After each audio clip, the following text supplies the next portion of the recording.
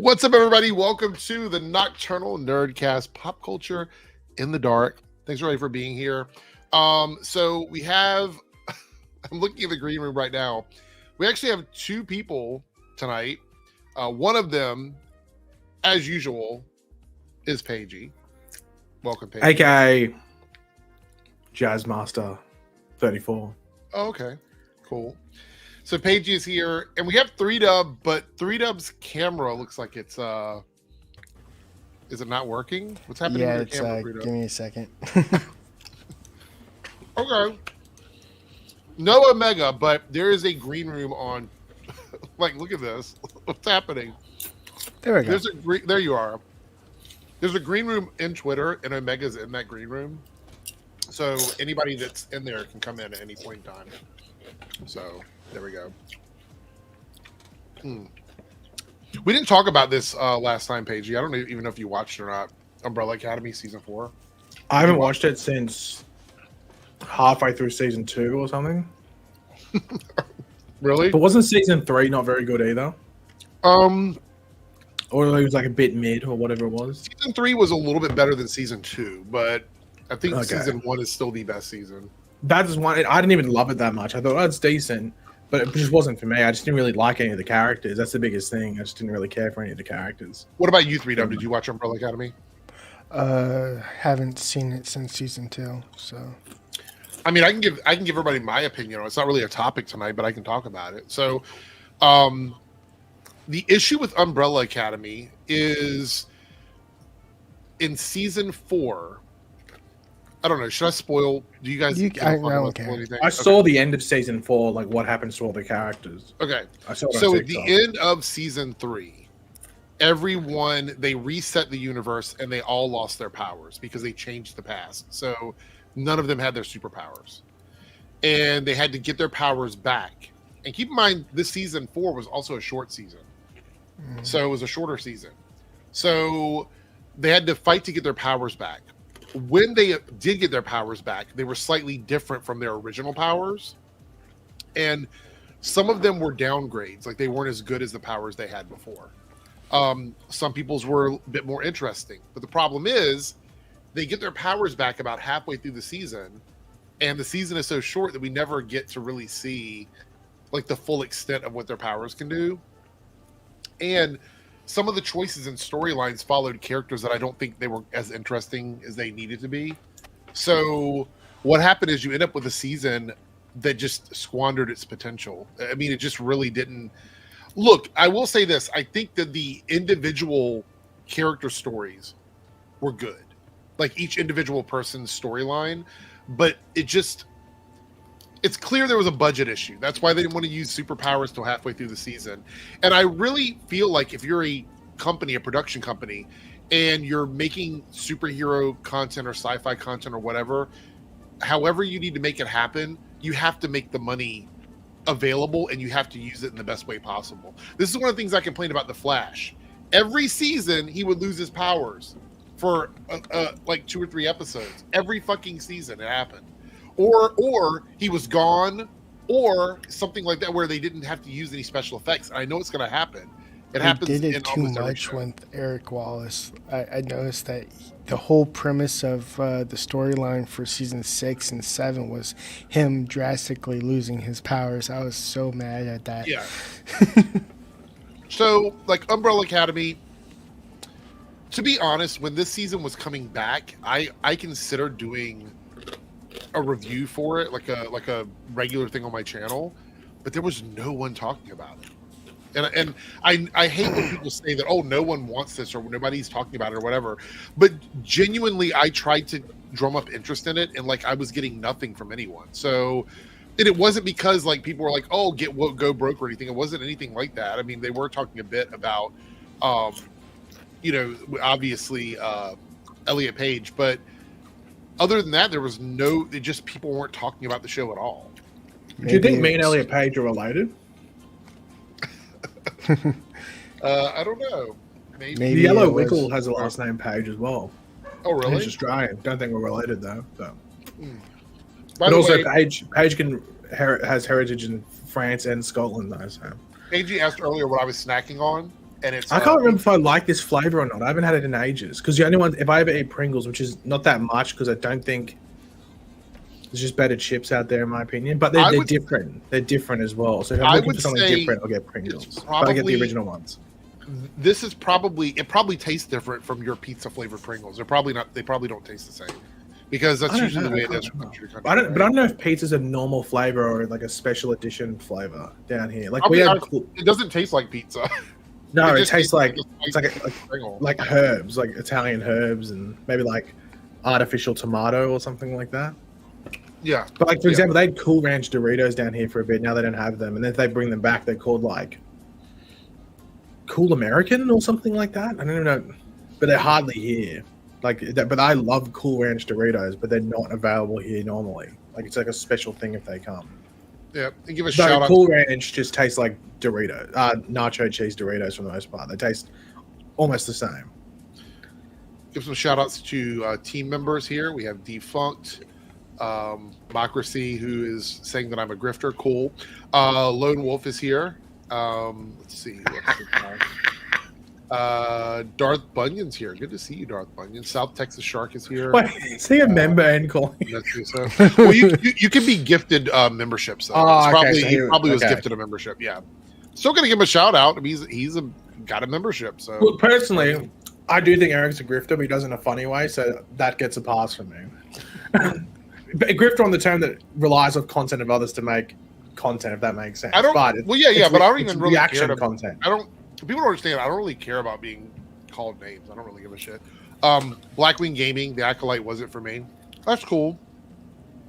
What's that from? That picture? I mean, it's like a plague mask, right? Is it? Yeah, it's like. But is it specifically from a movie? I feel like a movie used that. Well, I don't know. Looks hey, what's like up, Byron? How you Raven doing? mask. Maybe Blackwing Gaming. I know. It might just be a random photo. I don't know. It looks like the Raven costume from a game. Maybe. So we have a few things to talk about tonight. Obviously, the stuff in the title, we're going to talk about Acolyte and Joker 2. But literally, these are all my topics. So I have a lot of topics written down. Oh, that was your shopping list. Chaps. It is. It's also right. All of the things I'm going to be buying for my OnlyFans later. So that's what that nipple is. Clamps.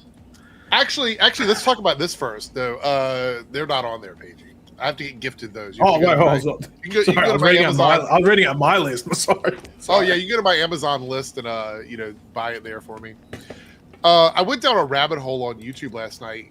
Anybody remember that classic show, The Jersey Shore? Does anybody remember that show? No, one of my mates in high school used to watch it. Okay. He got shit for it as well. It's like I went down a rabbit hole of like all the drama on that show. Like there was YouTube channels that have been mapping it out over the years, and I'm after about 2 hours, I'm sitting here and I'm like playing my games, and I'm like, why the fuck am I listening to this? Why am I listening to this shit about the Jersey Shore? It just makes any sense to me. Which brings me, it's a segue into the next topic here, which has a lot to do with the Jersey Shore, which is Blue Beetle. What? What? It has nothing to do with the Jersey. Did you see this? This was interesting to me. I rarely even give a shit about Rotten Tomatoes, but isn't this weird? So Blue Beetle is the first DC film labeled verified hot at 91% on the popcorn meter. Rotten Tomatoes just introduced verified hot as a new designation for films with a verified audience score of 90% or higher. What about this? Is this the only DC movie with an over 90% fan score? Yep. Really? Yep. The only one. And it's like the lowest. It's like the one that it's got the lowest box office or something like that. Yes. Yeah. Are you sure it's the only one that's over 90%? I mean, well, the reason why I'm assuming it is because this label is only applied to stuff that are 90% or higher, and this was the only DC film labeled with this on it, so it has to be. I mean, it's a really good movie too. So I mean, I don't disagree with the score. It's decent. I wouldn't say it's really good. Shit's the bed at the end, but okay, it's I will say it's better than Batman v Superman. That's all I'll say. You said Man of Steel, I might give you kudos, but that's not a high bar though. It's not a high bar. Okay, how about better than Suicide Squad, the first one? Yeah. This movie suffered, like, just in general. We're not going to get into a whole discussion about Blue Beetle, so I don't want to do that. But this movie suffered a lot because it was supposed to be a direct to HBO Max film. And then it became like a theater release because they needed movies to go out into theaters. So that's why they did that. And I think And then it came out during strike. Yeah, and then it came out during the strike. So it was like, well, that was a fucking pointless, wasn't it? Yeah. It really. I actually think this movie would have done a little bit better had they been able to promote it. Because the problem is, a movie like this needs promotion, and they just couldn't promote it. So. Yeah, I never would have done that much better, but it might have done a tiny bit better, like an extra few mil opening weekend. I do remember there was a lot of like really bad thumbnails, like microaggressive racist thumbnails about this movie, but I don't think that affected the box office. I'm just shocked that's the only one. It's not like serious because of the DCU. It's more like even like the Nolan, like Dark Knight and stuff like that. I just thought that. See this,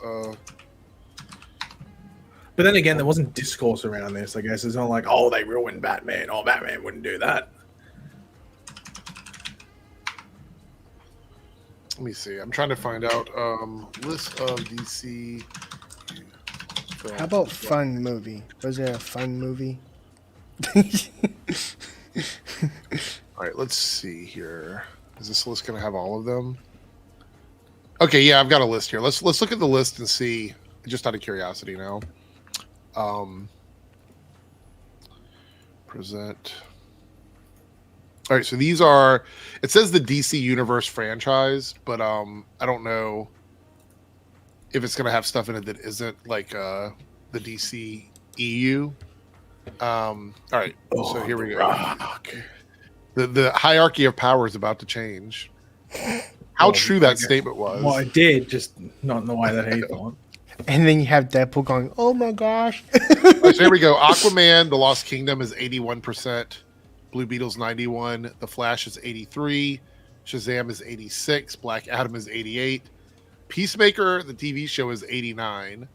The Suicide Squad is 82. The fact that Suicide Squad is lower than Black Adam is really fucking crazy. That's because Snyder, people might have gone, no, the Suicide Squad.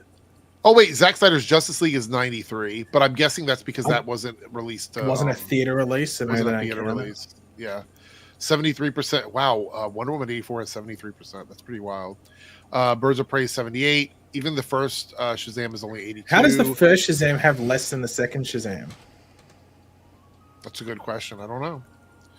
Justice League is 67. Wonder Woman is 83. Suicide Squad is 58. The OG Suicide Squad. Batman v Superman is 63 and Man of Steel 75. So yeah, that's the only theater. So the only other is, but which is the one down? Was there an 89 down there, or was that Peacemaker? That wouldn't have 89 was Peacemaker. So Black Adam is the highest rated fan movie, and then Shazam: Fury of the Gods. Yeah, came closest.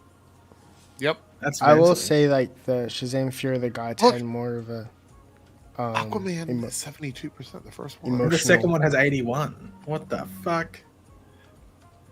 First one's much better than the second one. So you think that that Shazam: Fury of the Gods was better emotionally? Is that what you're saying? Yeah, it was better emotionally. It pulled on your heartstrings. Especially the end. I can't like unsee that and not cry. So.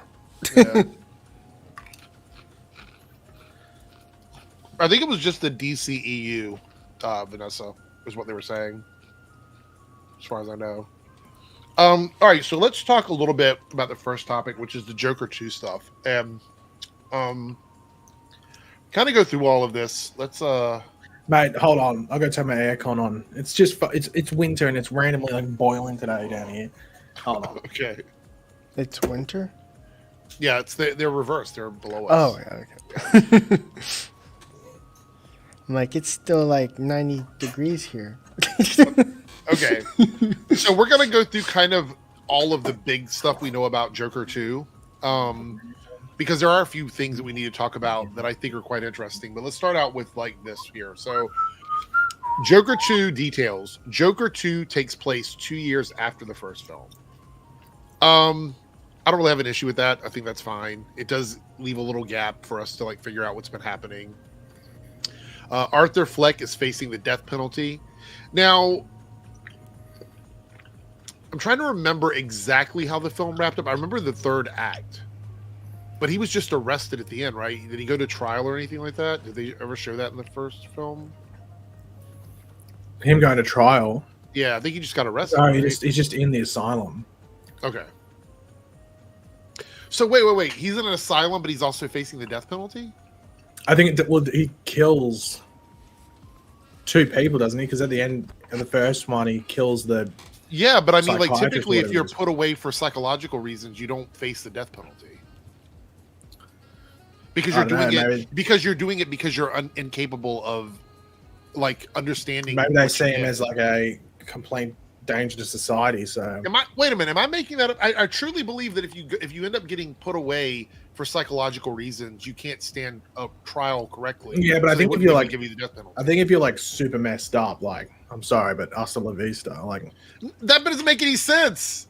How can you be in an asylum because you did something that you were incapable of understanding, that you did something wrong? So you're maybe there, but then you also get the death penalty. Maybe he's too crazy for the asylum. It's like, well, there's not the super asylum. So I don't know. Something about that sounds a little sus to me. Like, it does. I mean, I get that that's the premise, but you know, are we sure he just isn't in prison and he's being psych avowed? Do we know that that's what's happening? Maybe he's not in Arkham Asylum yet.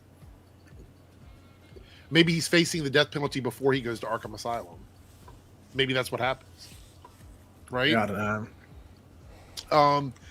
Most of the musical numbers are just dialogue and exist in their mind. So it is going to be sort of like scenes will just cut away for the musical numbers and then they'll come back to reality, I'm guessing. So it's a Family the Guy other cutaway version is like the Flash musical duet where they kind of basically talk and sing at the same time. Yeah, but that's just a musical. That's how musicals play out. However, he says he doesn't want it to be called a musical. Did you see that? Todd Phillips says he doesn't want it to be called a musical, even though literally that's what it is. And the only thing I can think of is if the music doesn't play into the storytelling. Because if that's the case, then he could probably make that argument that it's just a musical number, but it's not a musical. It's like how some movies have that, where they have like a musical number, but it doesn't make it a musical movie. But if it's if there's multiple of them in the movie, like, I mean, sorry, even though it might not apply to the narrative, it's still so the actual definition of a musical, I just looked this up, is a film or theatrical production of a nature that consists of musical numbers and dialogue based on a unifying plot. Literally, This is a musical. So that's if they're relevant to the plot in any way, even if one of them is only relevant to the plot, it's still a musical. Yeah. Okay. The other thing that's missing is the fact that Joker 2 is not going to be... Joker himself is not going to be the Prince of God, the Prince of Evil, or whatever. I would be shocked if he even wears makeup in this movie outside of musical sequences. I bet you when he's in prison or the asylum, wherever he is, that he's not wearing makeup, his hair isn't colored, but then in the sequences where him and Harley are together, that's when he's the Joker, right? I mean, he's not even the Joker. I mean, not really, but I'm saying, like, I don't think he's gonna have access to like all of that makeup and stuff if he's locked away. So it would be different if he was like the actual Joker that's disfigured, right? That would be different. But this is just the other one that makes kind of sense is, you know, the Michael Keaton one where basically his face changed to white. Mm-hmm. Well, yeah, that's what he meant with like disfigured. Yeah, and with stuff disfigured. like that. Yeah, like I feel like if that were the case, then he would be. But he's probably not going to be. I am very concerned about this movie for multiple reasons, and every bit of information that comes out, it's like half of it I'm like, okay, and then the other half I'm like, what? Like this one here opens with a Looney Tunes inspired cartoon starring Joker. You know what other movie did that? What? Birds of Prey. What? Birds of Prey starts off with like an animated Harley Quinn going. I didn't through like her Birds life. of Prey though. So no, but that's what I'm saying. And the copy, like that's in that movie. Like that opens with an animated thing, recapping Harley's life and stuff like that. Yeah. And I'm assuming that's what they're probably going to do that with this. Like why? I know why you would do it. I'm trying to. I'm going to be completely honest. about this 100%. No jokes. This isn't humorous.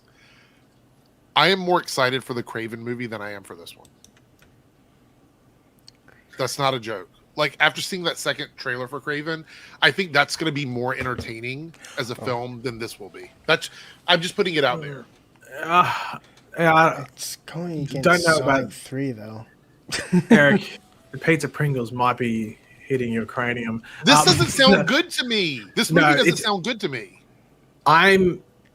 I'm still more interested in Joker 2, even if it's just based off overall curiosity in regards to how it's going to go, because it's going to be much different than the first one, at least in regards to these different elements and stuff like that. I don't know. Because I'm not feeling the first one's not like an amazing movie. The first one's a really good, like, I think the first one's a really solid movie with a great lead actor in it. I think that's what the first movie is.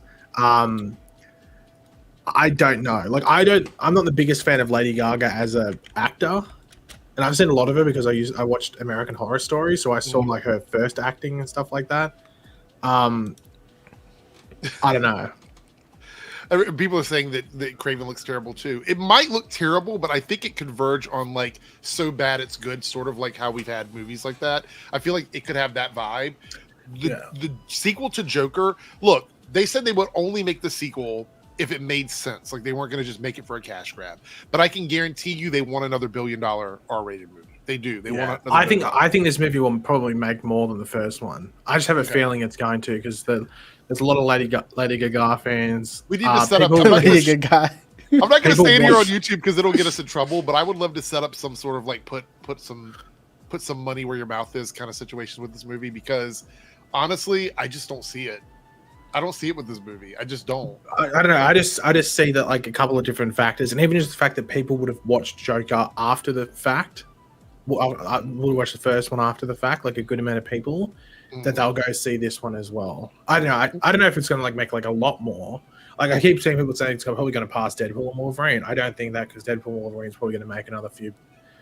I think Deadpool and Wolverine's going to make another couple 100 million before it leaves the box. It's just there's not much coming out, and it sits in its own lane for a lot of the time. So, and apparently Alien Romulus is doing good, so Disney's very happy this summer. They've had two really good films. I don't know, there's people saying that like the Alien Romulus thing, it's like it's not tracking to do well on the long run, so it could be another one of those movies where, even though it had a really good opening weekend, could struggle to break even because if you're chucking the advertising, which I was really confused by. Because I was like, it's not an expensive movie. Because I think Twisters is just going to break even after the at-home release. I don't know. It'd be really hard for them not to make their money back. They're already at 150 million in a movie with an $80 and I think it's 80, and I think it like they didn't do a ridiculous advertising, and so they probably have to get to like 270, maybe 300 max. About like 250. To like. I think they can still hit that. The only issue is that their R-rated competition is Deadpool and Wolverine. That's their R-rated competition. But it's a horror movie at the end of the day, Alien. So like it'd be like some of the. Is there another horror movie? There's another one coming out, isn't it? I mean, maybe, but not with the IP the branding of Alien Romulus. Yeah. But the other thing is, Alien Romulus is getting really good word of mouth. Like, I haven't heard anybody really completely 100%. I don't know. I'm seeing discourse, but then again, like, it's based off how your algorithm works and stuff. The thing I've heard, which I actually don't mind, because at least I know it'll be fun, is that it's like if Alien made a theme park ride and then they made that theme park ride into a movie. Yeah. Like, it doesn't really try to create too much of its own stuff. It's really based off the old stuff. Of it is people not saying the story. They're saying that the story isn't to their liking. Like, I've heard the story's weak because it's just relying on the other movies. It's not trying to create its own thing. But at the end of the day, like, we already knew it was set after the first one, and it was already sandboxed in. They can't really change too much or do too much. Let me just put this out there. Like, when they tried to do like the prequel films that detached from what Aliens was as a franchise, it was so far before it. Like, but I'm saying they got shit on it. They got shit on for it being so different from Aliens and not directly connecting to the Aliens franchise. And then Romulus comes out, and it is a direct connection to two things. They're like, oh, it's connected too much. Fans just don't know what the fuck they want. Yeah, that's the reality of it. Like, do you want stuff connected or do you not want it connected? Yeah, I think the people that are talking about it negatively, it's weak because it's doing exactly what you asked it to do. Yeah, I think people that are talking about it negatively are just like sort of like trying to be as negative as possible for the sake of it. But I think the people that are just enjoying it, like, yeah, maybe it's got some issues and like maybe it could have done a bit better, but at the end of the day, it's fun. And like that's like Aliens. Like if it's anything like Aliens, then I'll be pretty happy in regards to like the fun factor of it. Yeah. Because I don't know how I don't want to be spoiled, obviously. And I've been trying to avoid spoilers in regards to it. But like I'd rather be like Aliens where there's a lot of shit going on rather than Alien, which is a really slow burn. Yeah, yeah. I rewatched Alien like 3 weeks ago and I forgot that it is a slow burn. Like nothing happens. It's rough. Nothing. Like I still think it's the best like movie in regards to its structure and stuff out of the thing, but it's slow. Like once you rewatch, you're like, fuck, where are the aliens? We're an hour in. There's nothing going on. So Cam, this is what I want to address here. This is the thing that kind of annoys me. You can't ask for these creators to do something specifically for the fans, and then when they do it, it's like you give them shit for doing stuff for the fans. It's almost like they can't win. It's a no-win scenario. You know what I mean? Like you look back at movies like The Flash or Spider-Man No Way Home or any of these other movies where they throw in fan service. If they don't do that, people are like, oh, it's so disconnected and I'm a fan. I've been a fan for so long and they didn't do anything that I like and blah, blah, blah, blah, blah. So I'm going to give it a 1 out of 10. And then when they add fan service in, they're like, oh, it relies too much on bringing back nostalgia and it didn't have a story of its own because all it did was rely on cameos and shit. I'm going to give it a 1 out of 10. There's no winning. There's no winning with some people. You're just not going to win. Period. But then people eat up Deadpool and Wolverine, which is like 100% fan service. Right. Yeah, no, exactly. I love Deadpool and Wolverine, but like people will say that's amazing, but then shit on something else which that's does what I mean. The same thing or tries to balance it off with its own story. It's like, no, we wanted more of the fan service. But if every movie was fan service, there would be no further movies to have said fan service. Because you're not creating your own. And then like you said, people over here saying like the grifter channels or whatever are trying to come up with reasons to dislike it or whatnot. The easiest way to have people believe that something isn't good is all you need is a good portion of the general public saying they don't like something, and then it makes it easier because then you can just kind of. But they won't explain what they don't like about it. Exactly. That's my point. Like they will. It was my biggest issue. The momentum from the general public. It was my biggest issue with the Flash movie. Everyone just went, "Oh, it's CGI." I'm like, "Okay, well, that's a minor factor. Anything else for the actual major factor?" Yeah. And then it was like like the Homer Simpson when the monkey scratching his brain sort of thing. It was like that. Yeah. I'll get back to you.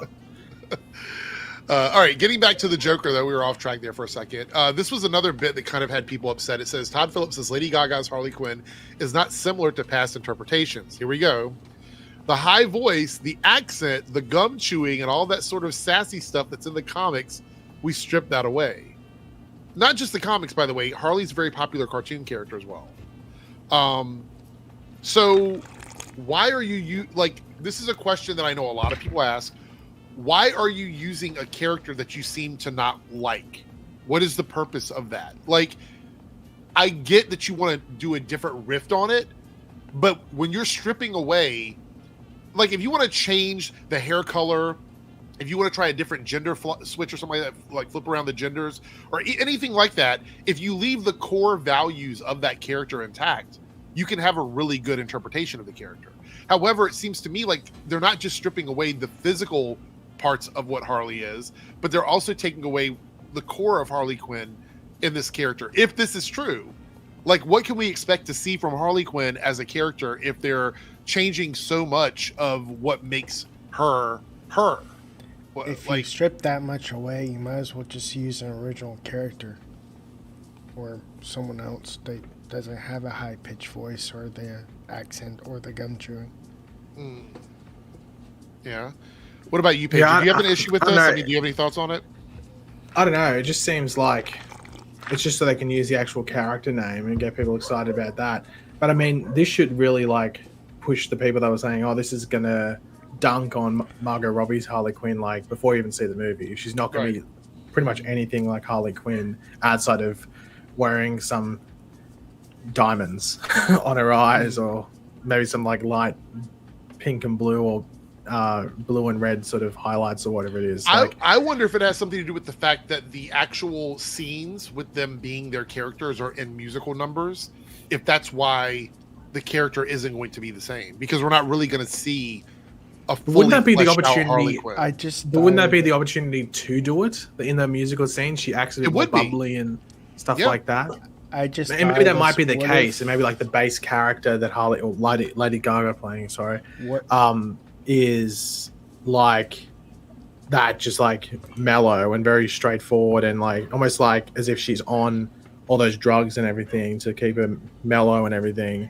And then in those dream sequences or whatever they're called, the musical scenes and stuff, she acts more like Harley Quinn in a whatever way they want to do it. I don't know. In the way that he's talking about here, it sounds like she's not going to be like anything like that, and it's just going to be Lady Gaga. What if they stripped away the everything because Lady Gaga couldn't do it? No, I don't. Then don't fucking cast her. Cast someone that can do it. I don't think they cast a singer for a singer. This sounds to me like this was Todd's idea to do this. Like he wanted to do this 100%. Now there is more to the article here, and you can click on the community notes. So I'm curious what the community notes look like on this here. Once again, he does not need a community note. Push reply. Oh, the community note was deleted. Never mind. Never mind. Okay. So there is no actual community note. Whatever it was is gone. So this is an actual this is fully in context with the article, because usually a community note will add additional context, but apparently there's no additional context. This was the statement. I'm not saying this is going to make it a bad version of Harley Quinn, or that it's not going to feel fresh and different. I think that's fine. It just makes me question why use that character if you're going to strip away the parts of that character that make them who they are, essentially. Harley Quinn is a sassy character. And say, for example, you wanted to take away the voice, right? You didn't want to do the Harley Quinn voice. That's a choice. I get it. But if you still make her sassy and flirtatiously, mysterious and the things that Harley does, I think that would have been fine. But you're taking away every bit of it. You could leave at least one thing there that makes it feel like Harley Quinn, in my mind. But we'll see if he's cooking. We will see if what he's doing is good or bad when it comes to this. I'm not totally sure how it's going to go. We have one more thing about the Joker sequel here. And this is a little clip we're going to watch here. A clip? A video clip? Yes, but not of the movie. It's from Todd Phillips. You drinking Kool-Aid? No. All right, so this is a short clip from him where he's talking a bit about the movie, and this will be the last thing we talk about when it comes to this, but I feel like this might be interesting to hear. He's talking about sequels and how consumers view sequels. Here we go. So many people are so dismissive of sequels in general because they think, oh, it's a money grab. What people don't realize about filmmaking is you really become friends and you become a family. And it's like, oh, wait, we get to do this again. We get to hang out again together and just make each other laugh all day. So it's really motivated by that. I understand maybe the studio, that's what they want from a sequel. And while we want it to be successful, the truth is we just all want to hang out together again. So a lot of people are going hard on him because of that statement. Thoughts on that? I mean, I'm fine with it. I mean, for him, money would be there because he's a producer. He's going to get money. He's going to get a lot of money if it does well. I mean, the first one he made. You're getting paid to hang out with your friends. Basically, he made bank from the first one. He could have bought his own Epstein Island if he wanted to off the first one. Bad reference. I disavow. You referenced it before the stream, so disavow. That's all on paging. Well, without the sus stuff. Epstein without the sus stuff. Okay, Just an island. Like the island of Dr. Moreau. Okay, got it. Go ahead. Well, that wasn't a good island either, but I don't know. I know whose reference is worse. Is actually any decent private islands and aunts? I mean, no, I think all of them are corrupt. All of them. Yeah, I was going to say if you have to go to a private island, like who was that person that owned Virgin Records? Like he owned an island too. Anyway, go ahead. Finish. Richard Branson. Yeah. Go ahead. Yeah, he might be the less sus stuff of it, but I don't know. But you're saying he made a bunch of money off of it or whatever. He made probably enough money to buy a private island or private something. Yeah. 3Dub, any thoughts? So what did he say? I was kind of sidetracked with the He conversation. said that when people think about sequels, they think about a studio mandate. Basically, the studio wants the sequel. They want to make a bunch of money, but he said it's just about hanging out with your friends. They get to do it all over again. That's what he said.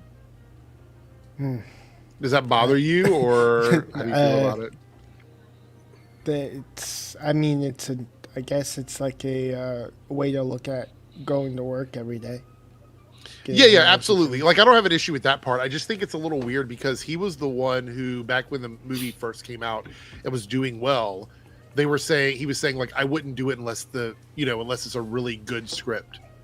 You know what I mean? So it wasn't about hanging out with friends. That's not what it was about. Okay. That's sort of like he's now like sort of going back on his original statements about the quality of the movie and stuff like that. Look, I think it's always cool. When I go to work, there are people that I love working with, and I hope that they're not watching right now, because they're also people that I don't like working with. And the thing is, you just have to sort of like deal with that.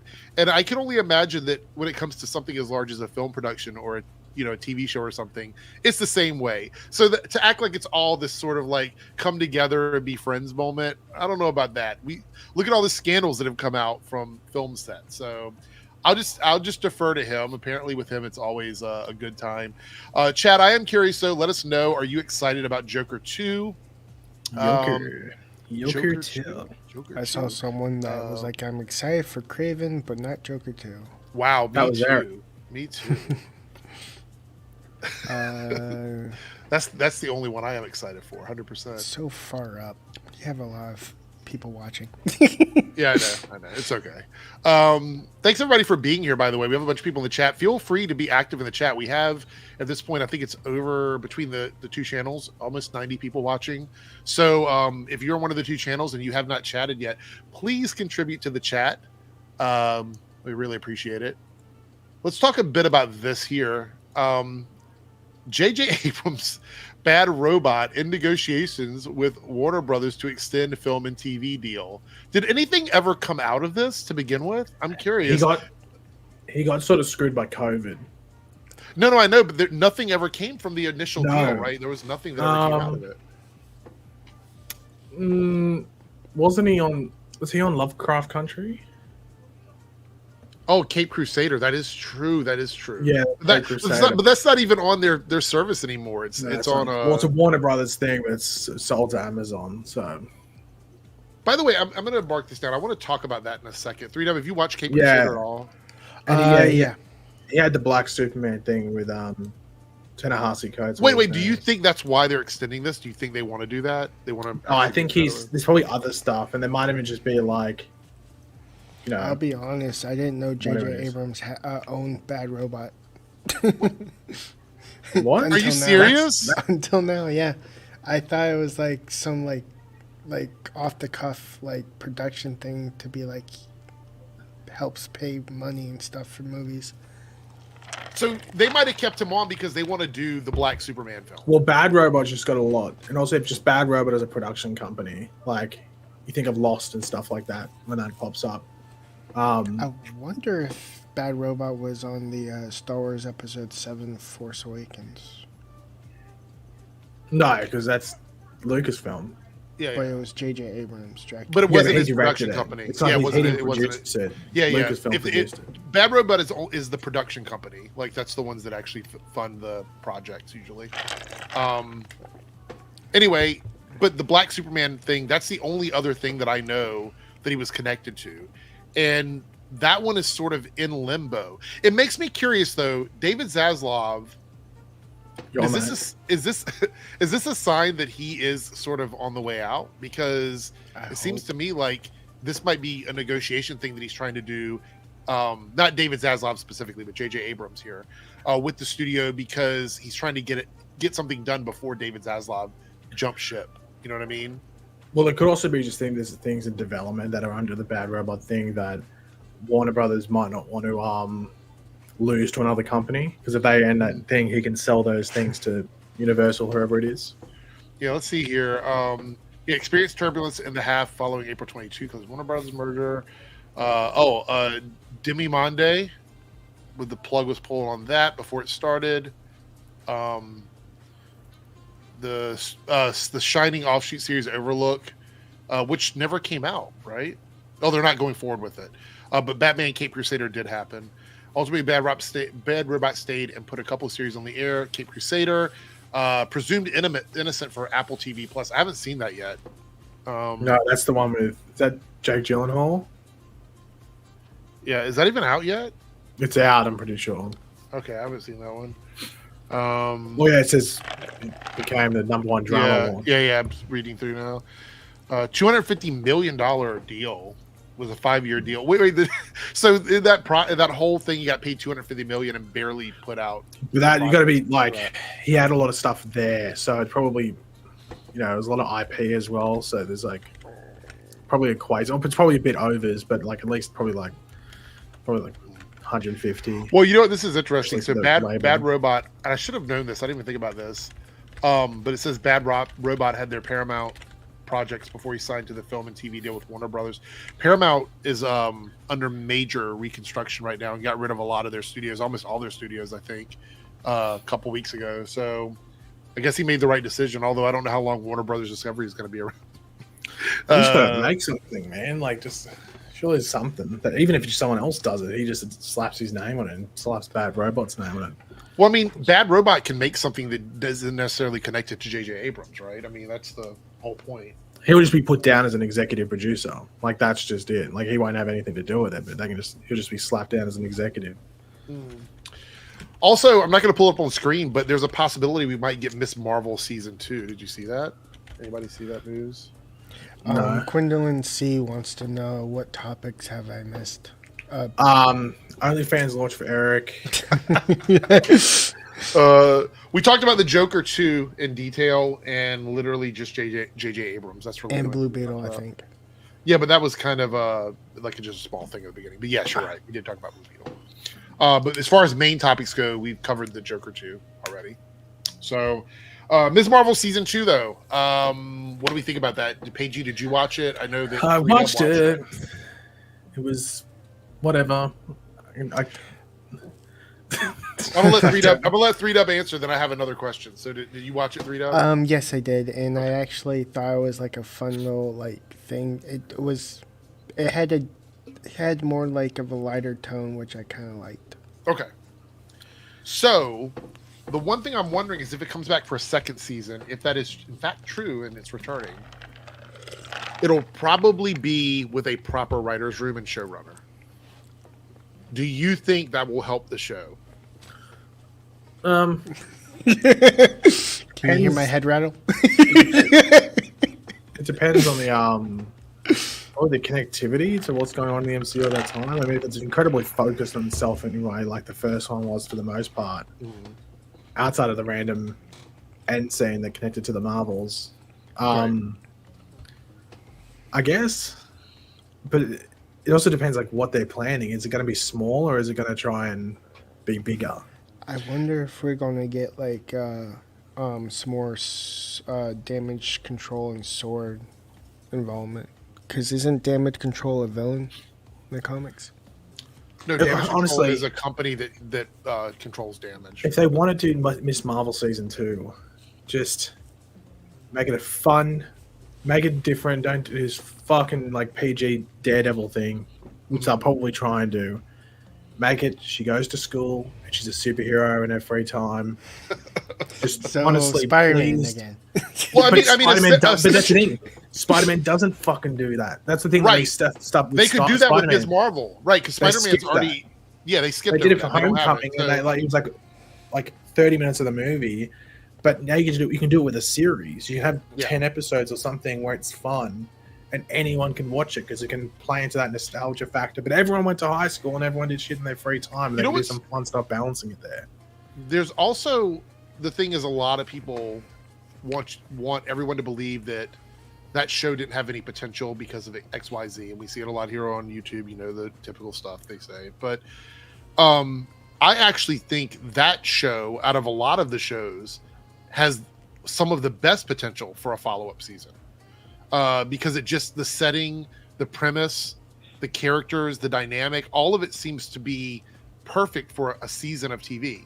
You've got the team of friends, you got the family, you have the balance of secret identity and superhero identity, all of the things that you would normally see on a TV show. My ad. So yes, true. I would like to see it with a proper showrunner. I didn't really have a problem with the first season, but I would love to see a season 2 with a proper showrunner and a storyline that doesn't necessarily tie into the movies. I think what I'd like to see with all of these shows is less connection to the film, sort of like the Netflix shows were, where we can kind of live in that world with that character and not necessarily worry about how we're going to get to the next step in the movies. That's just my opinion. What's funny is with the whole secret identity being like, she's like telling everybody, basically her family, her friends. You're not wrong. You're not wrong. It kind of reminded me of Barry in season 2 or 1, where Kaylin goes, secret identity, and he goes, my bad. Well, if they want to do something, why don't they just like almost make it like, because we don't know if this movie is even going to happen, but do something where it's a bit of a fold in with Young Avengers and stuff like that. Like have Kate Bishop be there or something like that, because all of these people just seem to pop up in New York or like around New York State. So just do that if you want to. Like I know how they're going to do it. It wouldn't surprise me too much if this is the show they want to use.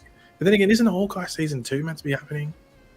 But then again, and Jeremy Renner got fucked up. So yeah, there is something going on with that. Yes, I think there is Daniel RPK basically said that Moon Knight season 2 might happen too. I don't think he said might, but I'm having low expectations right now. Because it's Daniel RPK. So this is something somebody just sent this to me. I didn't really have this as a topic, but this is interesting. Apparently, this is Brandon Davis, formerly of comicbook.com. He left comicbook.com because they wanted to apparently not negotiate the same pay rate because they got bought out by another company. And so he left along with some other people that work there. So who let the dogs out? That's it. Sounds like Cal in the background. No, it's a dog in Australia. The dogs barking at each other. Okay. So this isn't really like breaking news or whatever, but it is interesting because I believe that comicbook.com, comic book resources, all those sites were owned by Paramount. And when Paramount started selling off things, they got rid of this as well, and it got purchased by another company, and that company came in and wanted to like renegotiate contracts with a lot of the more heavily, I guess, public figures, influencers that were working there, and he was arguably the biggest one, and he'd been there for a long time. So I wonder what that means for their content, because remember they made the most clickbaity stuff. No offense to him.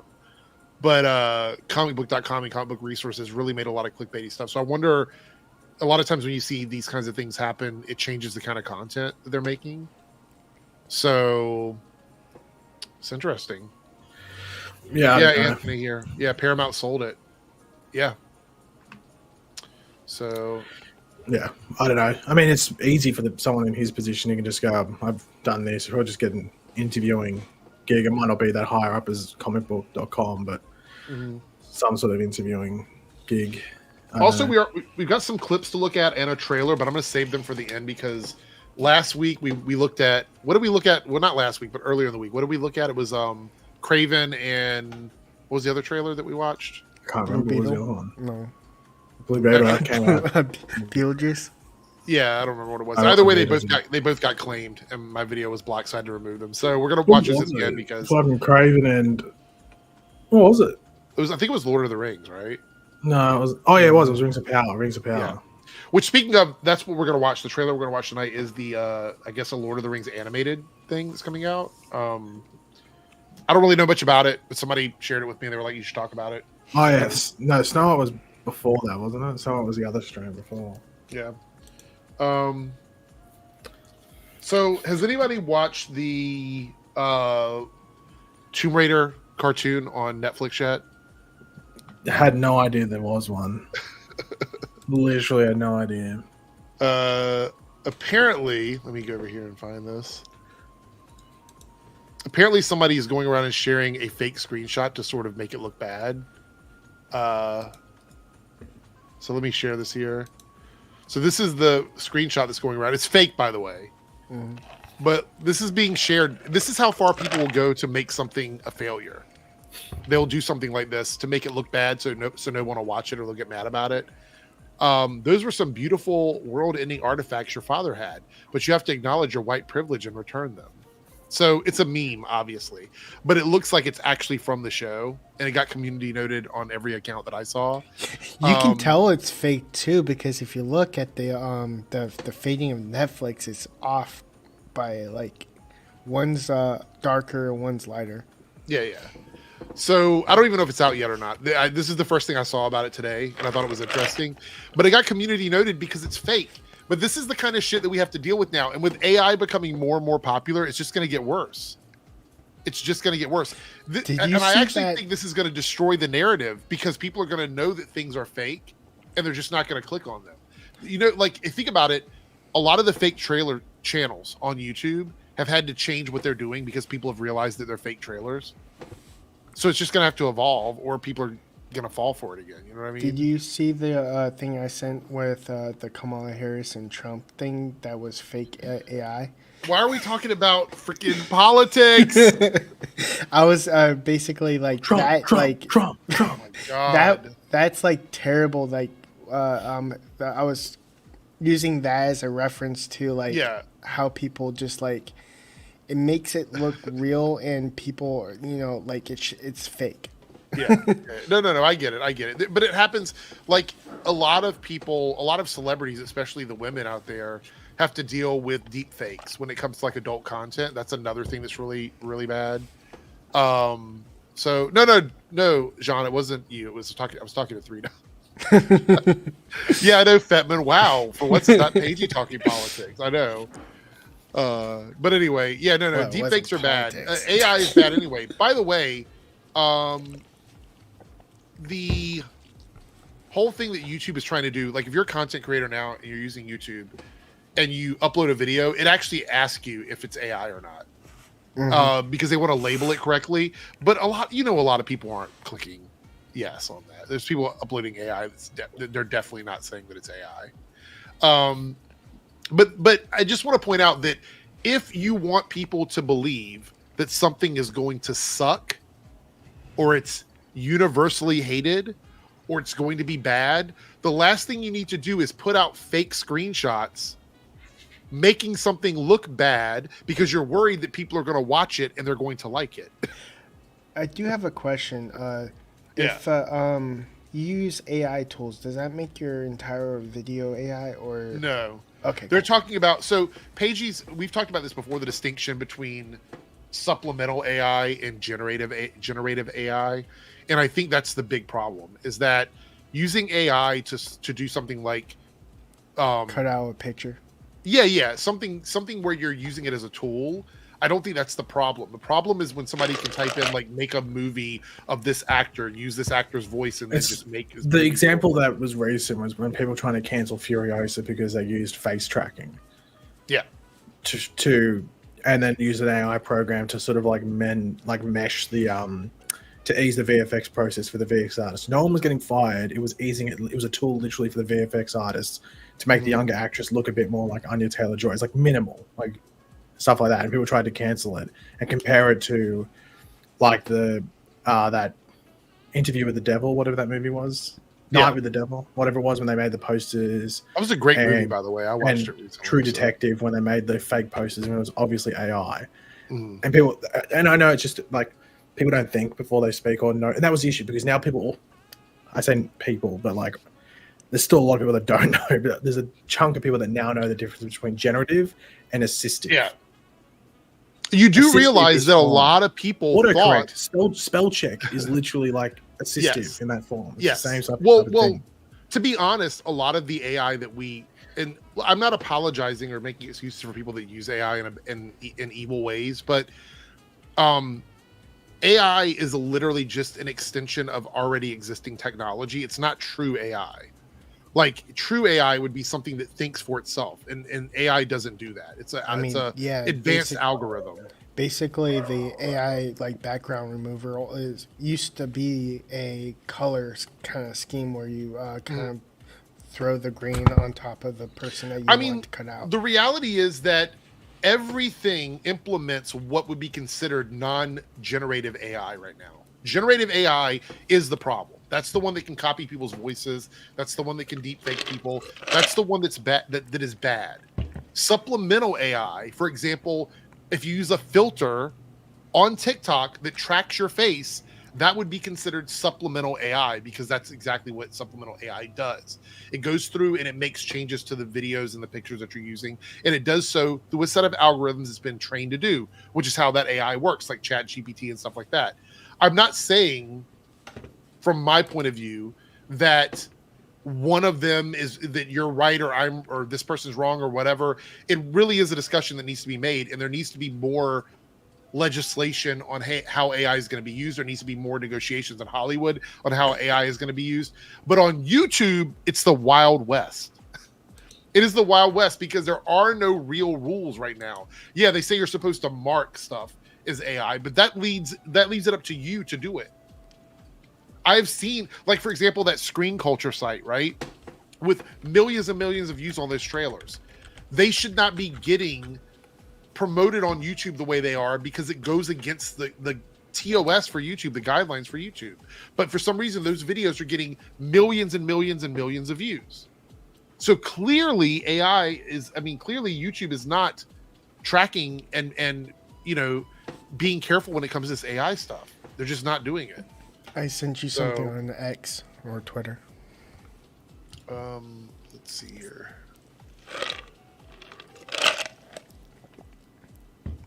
Oh yeah, we could talk about that. I did see that too. Yeah. Hold on. It made me laugh. That's why I was laughing. Yeah. Let me stop this one and bring this over. This is actually about Alien Romulus. I'm surprised I didn't have this in my bookmarks. I did want to talk about this anyway, so that makes sense. Here we go. So the deceased actor who appears in Alien Romulus was brought back using an animatronic with some CGI enhancements. I'm not going to mention who the character is or anything like that. I don't want to spoil this for anybody. But Daniel Betts did the voice with generative AI and computer modeling used to make it more like the late actor. Now, I'm not going to read the additional context because it might spoil too much of the movie, but basically the family gave them permission to do this, to bring this actor back for the film, which they are legally in charge of that person's estate, which means they can make the decisions based on that. So it was a situation where the family said it's okay. Now, I'm not saying that we have to be okay with it. Like, you can make your choice as a consumer on what you're willing to support, what you're not willing to support. But it doesn't get any closer to clear cut than this. Like, when it comes to like how it's being used correctly and how it's being used incorrectly. Now, you could argue the actor didn't give their rights, but if the person that owns that estate for that person, they get to make those decisions legally. I think it was like the wrong way of doing it was the Christopher Reeves one. Yeah. That was also the one that was kind of like, you're talking about in the Flash movie? Oh, yeah. And also the Nicolas Cage basically using his appearance but changing the scene entirely to where he didn't know about it. Yeah.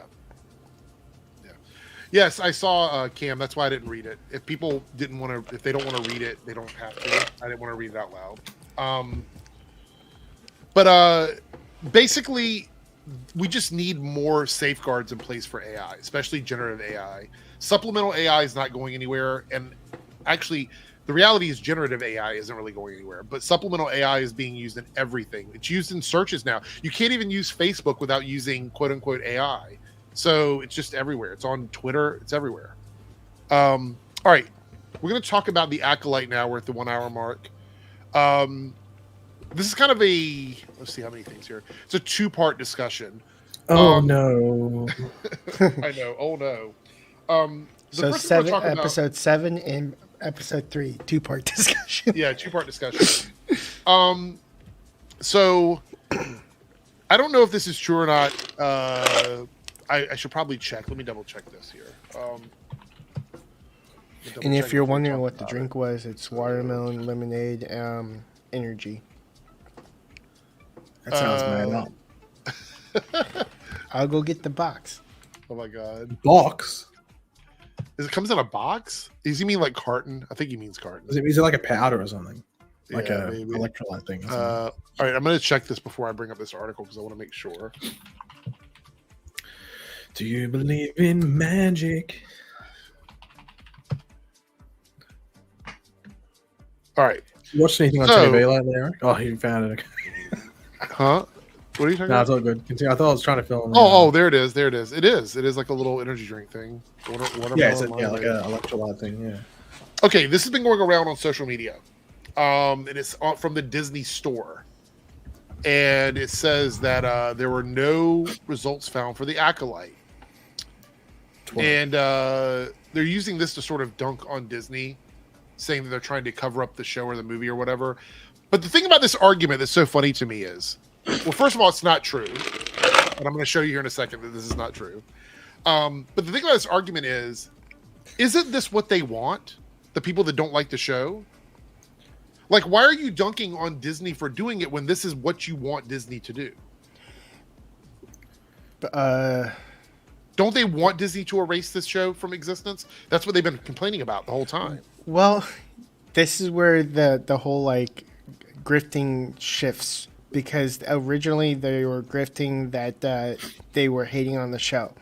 Now that the show's canceled, they're going to grift on Disney for doing what they wanted. Yeah. No. Well, I don't even think it's like that. I think it's just them trying to sort of make it seem like Disney is a failure now because it has to do this. But this is what they've been asking Disney to do, right? So, but I just checked the store. I just looked it up, and there's Acolyte merchandise in the store. They put it it doesn't make any sense. They actually already advertising Halloween. Mate, we've got 2 months to go. Discussing Films basically said they removed it and then they brought it back. But the issue is, though, do we know that they removed it, or did they take it down to price change it? We don't know. We have no idea. Yeah. They probably took it down to price change it. Think about this. They have all of that merch in their shop. The show is still on Disney Plus as of right now. Why would they remove it? There's also speculation that it's going to, like these people basically are speculating that it's going to have the same treatment as Willow. I don't know about that because Willow, even though it was connected to that original film, it's not part of a really large IP. Yeah, they'll keep the Acolyte on there. At least for a while.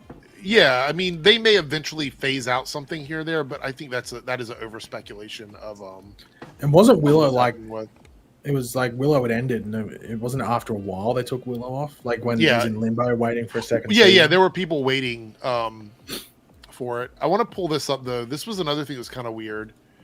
Apparently, at D23, and I missed this, they announced 2 different tie-in books for the Acolyte.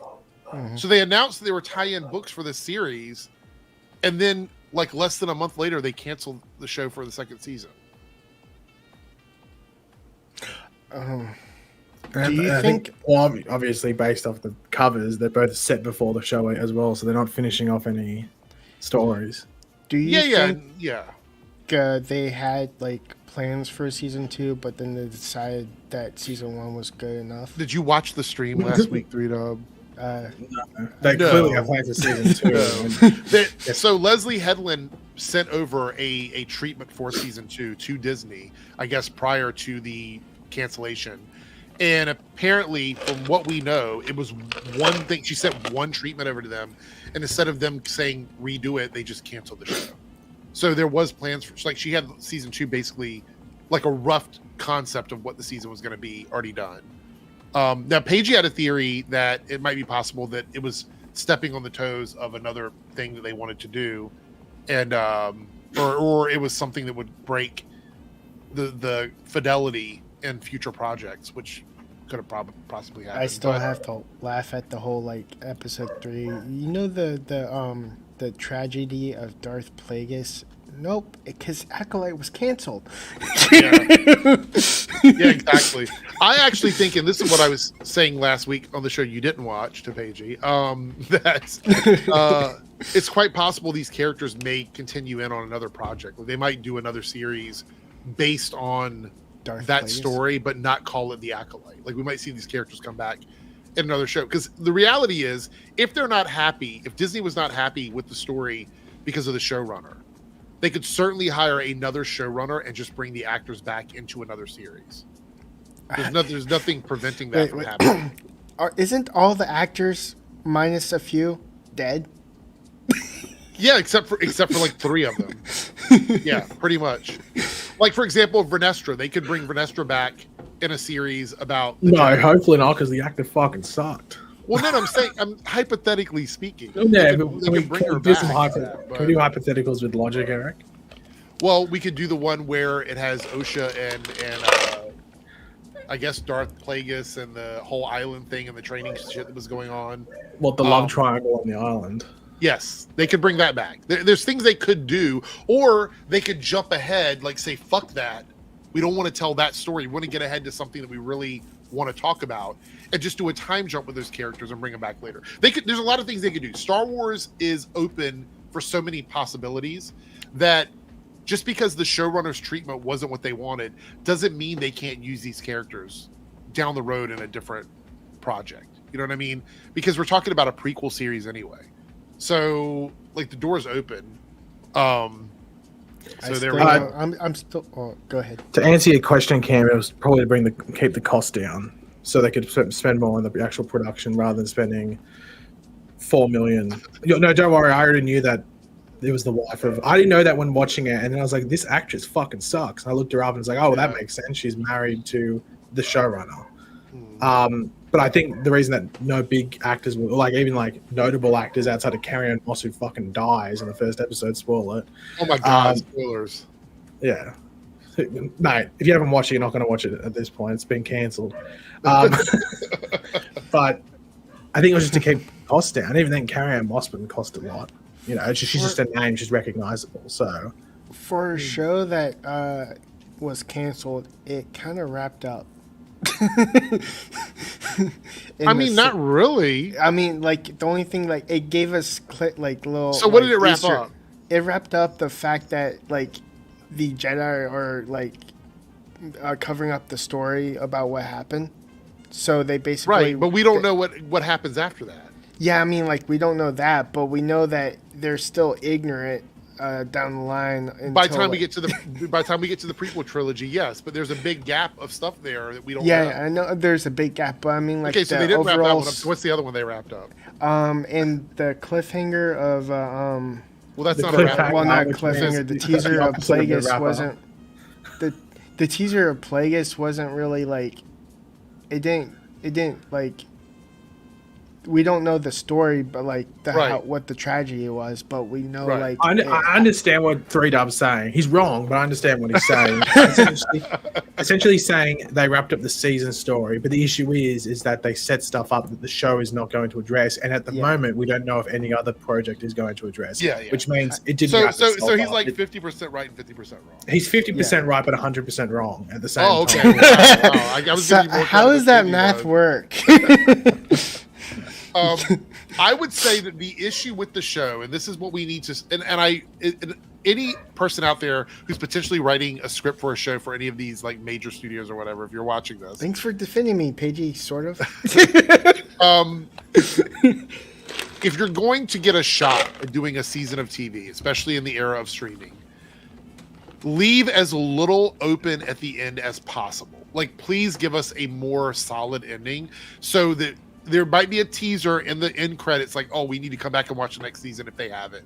You know what I mean? Like, give us some sort of official ending. Because for me personally, and I understand what you were saying, 3Dub, but there's way too many questions left from the show that I want to know. Like, Osha and May, yeah, we understand that they are one spirit split into two different people. But what the fuck does that even mean? What does that even mean?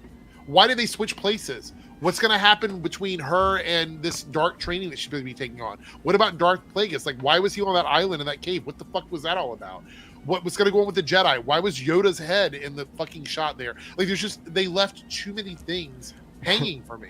one of the memes was, I wonder who this guy is, and it has Yoda. Yeah. And the fact that it was now canceled, if they never visit this again, the people that hate it are just going to pretend like it never happened. Because to be fair, it doesn't really, without that next step, you can almost pretend it's not a story. Like, literally, you could go, this doesn't matter to me, because there's no continuation of what happens. Honestly. And I hate that because I want it to matter, but now it doesn't. To be honest, the only project I could see them doing that spins off from this or leads off from this into the prequel trilogy is just something to do with Palpatine and Plagueis, and they probably mention these two. Yeah. I guess the story satisfied me a bit more than did you. Look, I liked the show. I did. But I don't like that every single character's storyline did not properly wrap up unless they were killed. I mean, if they were killed, then their storyline's done. It basically felt like a dead-end story with them. So, I don't know. I think I get the joke. I understand the pun. I just think that they, like the shot of them standing there with the sun in front of them and the back of them in the shadow and all this stuff, like, it made it feel like they were like, I'll be honest, it made it seem to me like Disney had already told them they were going to get a second season. That was the impression I got. Like, they were locked in for a second season, or they got some studio person was like, yes, I watched the whole show, and yeah, it's pretty much a sure bet you're going to get a season 2. But they didn't. They didn't get one. But I do want to talk a little bit about some of the drama happening, and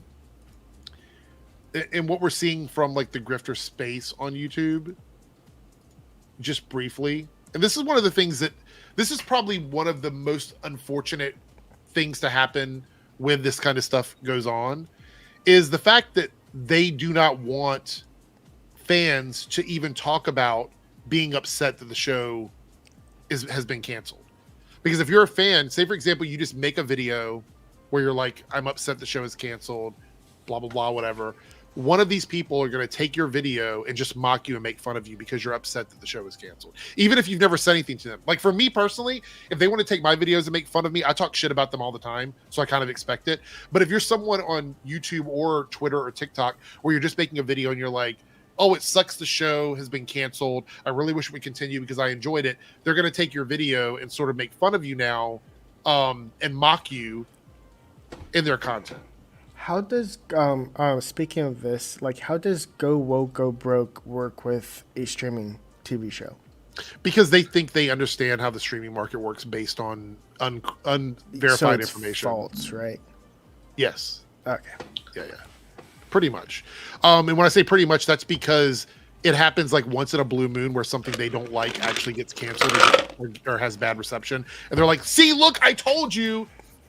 Like when they did it with Barbie, they're like, oh shit, Barbie is really good and it made a bunch of money, so we can't really do that one.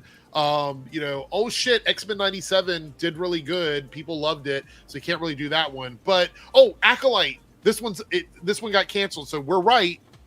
That's the game that they play with this. Is they wait until they get a win and then they just kind of harp on it, which is why the shit like this happens. And again, I don't give a fuck if people make fun of me. I really don't care. Do you think that? Do you think that the fact that what was the guy's name? The evil dude? The one that was half naked in the water. The stranger, whatever, like the stranger that was initially called, whatever his name, whatever his name ended up being. Do you think the fact that he looked like Ezra Miller played an issue? I did see people saying that. I mean, I kind of saw it, but then I was like, Did you see Ezra Miller was on Pauly Shore's podcast? I know that he was called Kamir, and like when he was Kamir, that's his name. Yeah, but I don't know if that was his real name or not. Is what I'm not well, sure. Did you see that Ezra Miller was on Pauly Shore's podcast? No, I didn't see that. I thought you were the number 1 subscriber to Pauly Shore's podcast. Definitely not. Are you sure? Sure. Did people really think, wait, hold on. We need to go back to this. Do people really think that his name's Manny, right? The actor, correct? That played Kamir? Yeah, I have no idea. Manny, I think it's Manny Jacinto. I think that's his name. You think that or know that? I think that. And since I think that, I'm probably right, but the chat will Manny, correct me if I'm yep. wrong. Okay, Well, if you So- knew it, you're probably wrong. But the fact that you think it means you're probably right. maybe, possibly. Wow. Anyway, does Manny look like Ezra Miller? I'm curious of the chat. If you think so, say so. Like, I want to know. No. Oh, wow, they cancelled the show on his birthday. Oh fuck! Happy birthday! Yeah, they Cop did. that. Yeah, yep. Shit flavored 100%. cake. 100%. Yep. But yeah, Stranger so danger. He was in Top So- Gun Maverick. Manny was. Yeah. Was he? Yeah. So Then again, he from probably what I had short understand, hair. this was like his highest profile project was this one. He's been on other shows. He was on The Good Place, I think, as well. But look, not at all. What the fuck, Paigey? They're calling you out. I'm not. I didn't say he looked like him. I'm saying that people think he looks like him, and that's played a part into it. I And didn't say anything. And I was like, okay. I'm not I making any guess. correlations. Sort of, I but mean, you're not the really. one saying he doesn't, so you're making a correlation. He was in I'm just I, stating Zombie other too. people's. Oh, well, He was where yeah. and what? I Zombie, one episode. Really? I don't remember him in iZombie. Yeah, One I probably episode. would. Once again, he probably had short hair. Oh, one episode. Okay. That's And The 100. Man, what a show! I am. Paigey. And Oh, Supernatural. This is Paige. I don't see color. Paige's like, I don't I see don't. color. I'm not. Eric sees color. I'm colorblind. Are you really? Yeah. That is the dumbest. we are one. Like, that is the dumbest excuse for when people. That's a do some funny racist name, shit. too. I don't see color. I'm not saying you I are, s- Paigey. I'm saying It sounds like you are. I did see something funny on TikTok though. It was like this white woman who had a jumper on. It was like anti KKK, which is fair enough. But then she was like, the caption was, "Whenever I see a black slash diverse character." Oh, wait. The she's just- caption to the video was this. She was yeah, like, it's just like she only goes and sees things, and she's some white woman, and she only goes and sees. And it might have just been specifically like black-led projects, but I think it was. I think it was like black-led projects, and to me that came off incredibly racist because it shows you're trying too fucking hard. Let's be clear here. There's a lot of tryhards on. Like what do they social call that? media. Like brownie points. What's the other thing? Like virtue signaling. I always forget that Yes. term, and then I always have to like come back to it. And I was like, it's like I hate virtue. I don't signaling. forget it because I am a woke warrior, so I always remember all of the. I terms. call you the woke wolf. the woke wolf. Okay, Yeah, because the boy who cried wolf. so that's what it is. I don't know what the I correlation appreciate is that. there, but it makes me remind myself of that alliteration. Perfect. The woke wolf Um, of West Virginia. I want to be. So I want to point out though. Do you guys think deep down inside, because this is what I believe about all this, that the people that make these kinds of videos don't like when the stuff that they hate gets canceled? I think deep down inside it bothers them because they want to make videos about Well- it, and then it gets canceled. Well, yeah, and like they with can't. anything, it's like the other side. Like if you really love something, if you can't make videos on it anymore, you're like, oh fuck, well, that's a bit annoying. So Yeah. it's the same thing. If that's like you can't just sit there and whine about something. Like when Naomi ended, Eric was he was devastated. What are you talking about? I didn't whine about Naomi. I was literally like, I'm not watching the show. Like that was my. I think stance you on cried it, on but- stream. I'm pretty sure from Yeah, memory. is that what I did? I cried when Why I did sat through That 6 might have been episodes. because of the spoonful of Vegemite hashtag I didn't swallow. Oh yeah, I think that video is. I cried when I Maybe it's sat not. through 13 episodes No. only to find out that Superman was an actor. I'm pretty sure that video is that video still on your channel. The Vegemite. No, it video? is. It is. I was joking. I'm sure it is. Everyone, go watch the I didn't swallow Vegemite video. From It's literally your oldest video. If you go to your videos and go oldest, it's your first one there. It And you was look like Bo DeMayo. I would say it's like I did not look like Bo DeMayo. I've never had muscles like that. What are you talking about? Vegemite, my Oh. first taste, comma, Yeah. I didn't swallow, ... Oh yeah. Speaking of Disney shit, let's segue into Disney about not swallowing. Bob Iger says that he is actively and urgently working to find a successor at Disney CEO. I would think it would be safe to assume that. I think it would be safe to assume that I think about this all the time.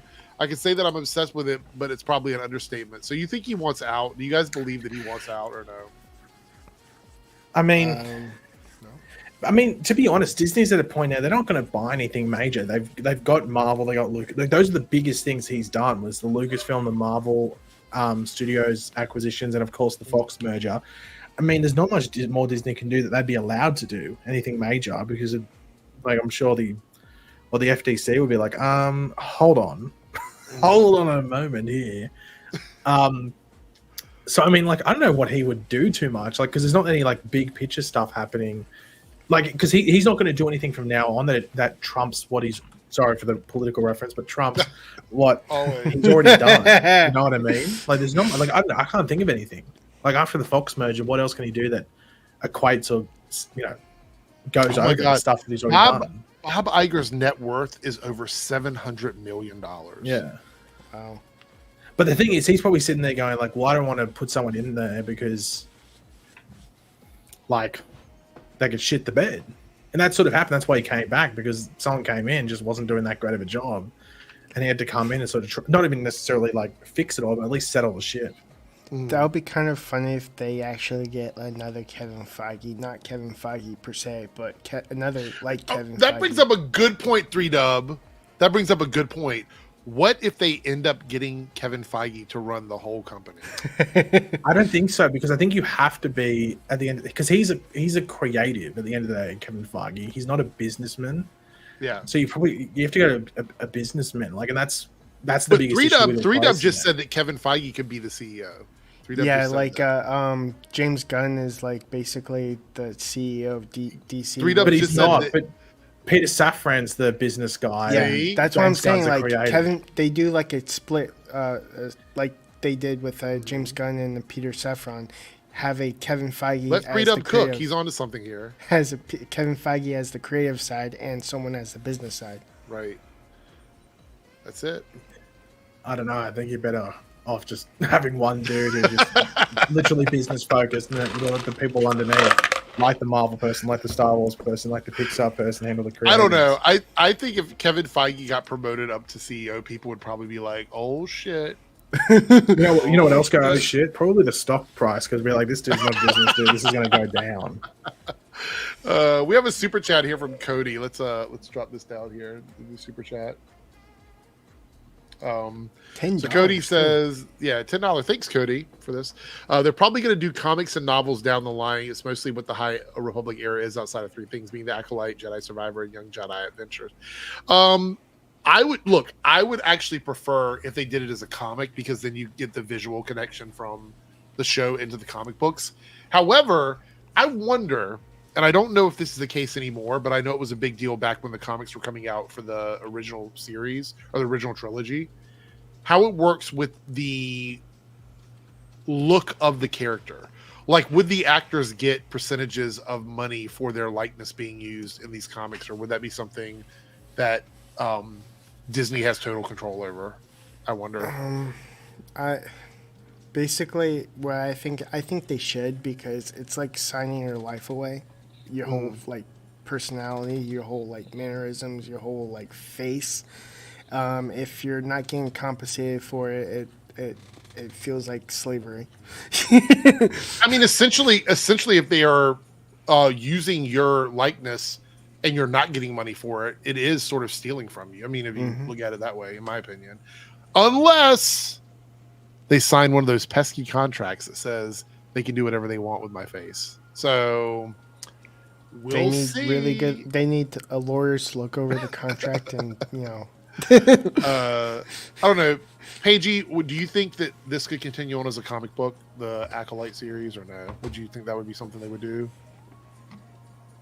I mean, it probably just depends if there's, what do you call it, like appeal for it, or people actually wanting it, like a demand. Fuck these dog out the side, bro. I can't stand dogs. I can't stand dogs that bark. It's so funny to me. They're just hanging out outside of your house. No. It's a neighbor. The dog's just there. I can't stand dogs that bark. Like, fuck. You want a hush puppy. That's what you want. My dog does not bark. Cal barks at one thing: flashlights. It's the only thing he barks at, because he can't see the person, but he can see the light. And I guess dogs are just sensitive to it, but he doesn't react to like barking and stuff like that. I can't fucking stand dogs that bark. Shut your fucking dog up. Apparently, Sony is not expected to renew their contract with Phil Lord and Christopher Miller. Did you see this? The studio and the duo have endured a heated fight over the budget of the Spider-Man noir series. The duo was set to reboot the Spider-Man animated cartoon for television, and they parted ways. Apparently, they're not going to renew the contract with them. I feel like with what these CEOs like Sony and Star Wars, I think they need people that actually really truly understand the lore and the Star Wars, like, and Spider-Man per se, because these like the SSVU or Spider-Man Sony universe, it's not great. Yeah. They need someone that knows how to make fan content that fans like. Oh, wow.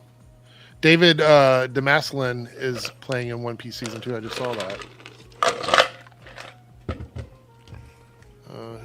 Who? They just said, what you call it? Hold on, there's a picture here. Wait, there's so many people cast for Season 2. Of One Piece? Yeah. Oh yeah. Cameron Johnson is in Season 2? Yes, and also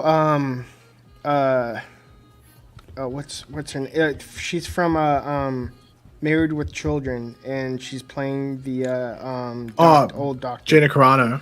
Yeah. I think that was the best second choice. It's not Gina Carano. It's not Gina Carano. I was trusting you with all my heart. Isn't her name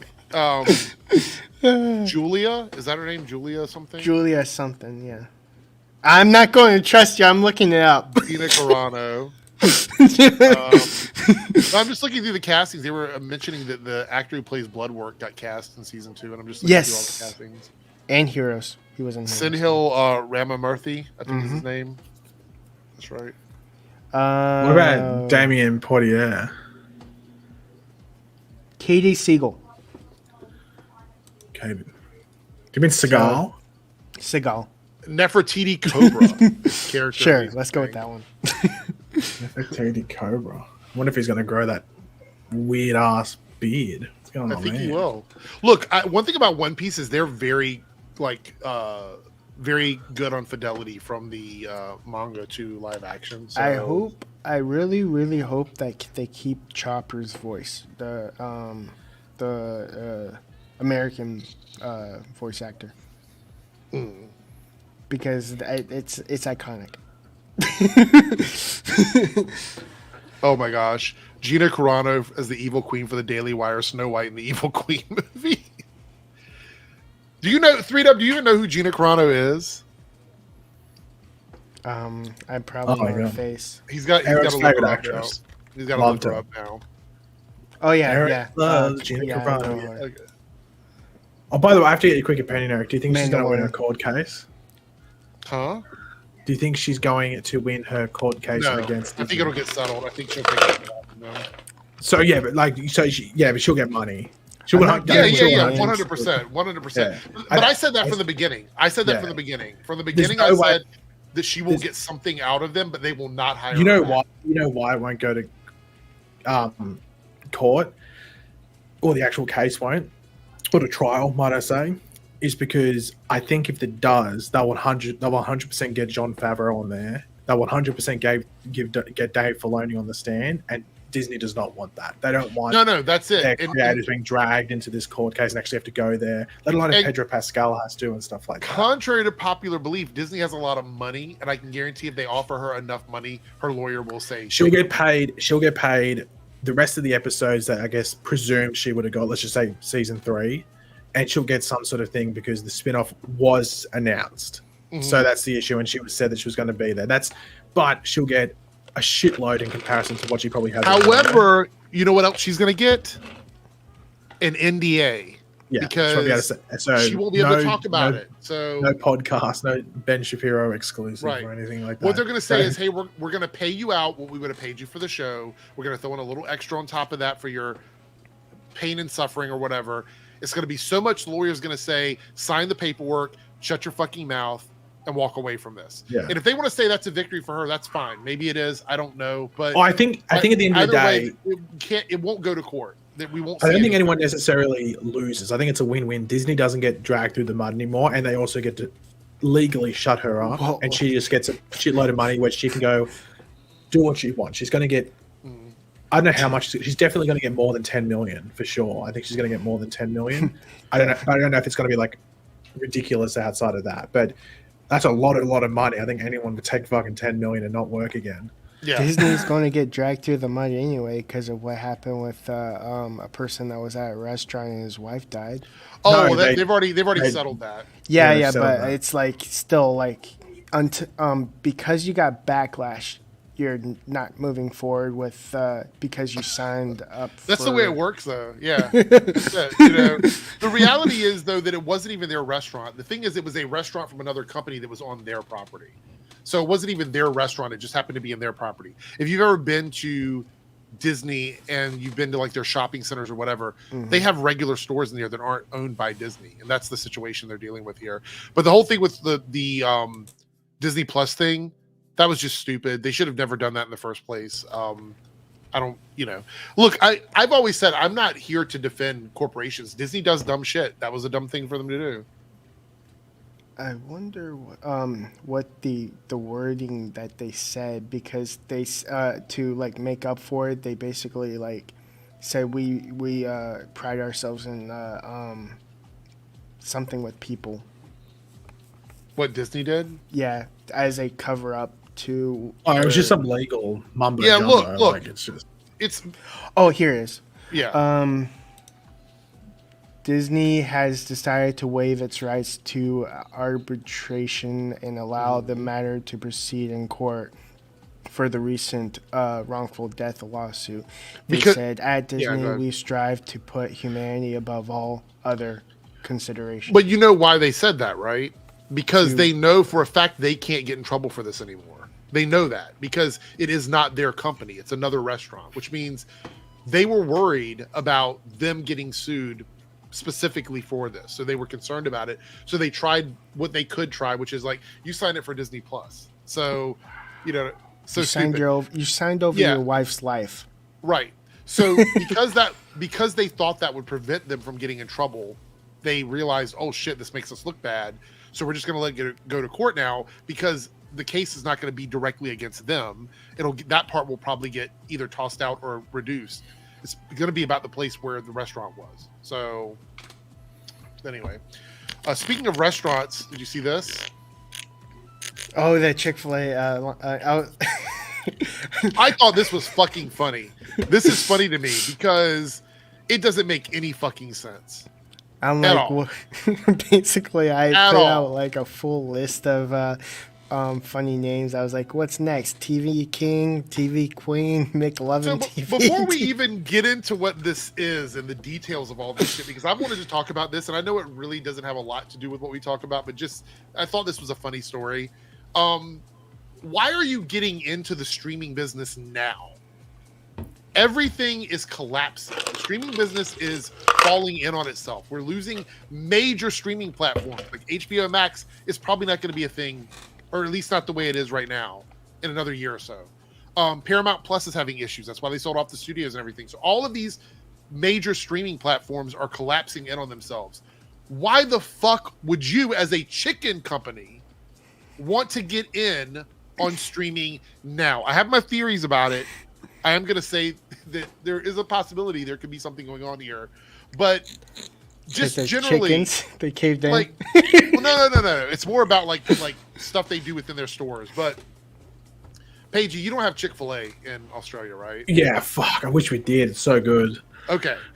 Well, wait, have you tried it? Yeah, when I've been to America, I've had it. Yeah. So obviously, just talk about this right now. Dan Cathy, who is the owner of Chick-fil-A, is massively homophobic. And so everyone that I know has, like, we're not going to shop at Chick-fil-A. We're never going to go. It's been boycotted. And I've always said that when you boycott something like Chick-fil-A, a large company like this, just like with Burger King or McDonald's or Starbucks or whatever. It comes down to personal accountability, because Chick-fil-A has been quote unquote boycotted since the 90s, and they still are a massively huge company. So if you're boycotting Chick-fil-A because you don't want to give money to Dan Cathy and Chick-fil-A, I support that. I think that you should do whatever as a consumer, what you think is the right thing to do. So most likely they don't give a fuck about that when they're making this kind of content. They've already said they want it to be family-friendly content, which sounds like Lifetime TV to me. Sounds like Nexstar. Yeah, kind of, sort of. They even tried this thing where Dan Cathy was opposing legalizing gay marriage in the 2010s, but then in 2019 they tried to play this game. Oh, we're not donating to anti-gay companies anymore. So Chick-fil-A, the company, stopped doing it, but Dan Cathy, the person, kept doing it. And where does his money come from? It comes from Chick-fil-A. So it wouldn't be a surprise to me if that family-friendly thing is just them trying to skate around that. All that being said, what do I think is going on here? Family-friendly content or whatever. It says the plan is to launch a slate of TV shows. There's also talks of doing animated projects. What does Chick-fil-A have to offer in the entertainment space? I would say, based on what I know, nothing. They have nothing to offer. So what is this content going to be? What would they be putting out? And I thought about this. I think they want to create content to play inside their businesses, like in Chick-fil-A, so they can have their own news shows, they can have their own children's cartoons, things like that they can play in Chick-fil-A, specifically for Chick-fil-A, and they will also try to sell it to a streaming service outside of Chick-fil-A. That's what I think they're trying to do, because they probably now, if you go into like restaurants, you pay for like a service that provides you with TV shows, movies, all that stuff. Chick-fil-A probably doesn't want to pay for that anymore. They just want to make their own content so they can sell it to the market. That's the only thing it can be, right? It can't be anything else. That honestly feels like a waste of money too, because not everyone stays there for a whole episode. But they will. That's what they're hoping. They want people to stay there. They really want people to stay there, like basically camp. So here's the thing. Think about this. You're taking your family to Chick-fil-A, right? You got your kids with you. You don't want them sitting on their tablets in Chick-fil-A. Or when I say you, I mean you own Chick-fil-A, right? You're the owners of Chick-fil-A. You don't want them sitting on their tablets watching Warner Brothers or Netflix or playing Candy Crush or whatever the fuck they're playing. You want them to pay attention to what you're showing on screen and continue to buy things while you're there. So you do that by putting children's cartoons that are exclusive to Chick-fil-A. So either you're going to watch it at Chick-fil-A or you're going to pay to watch it at home through the Chick-fil-A app.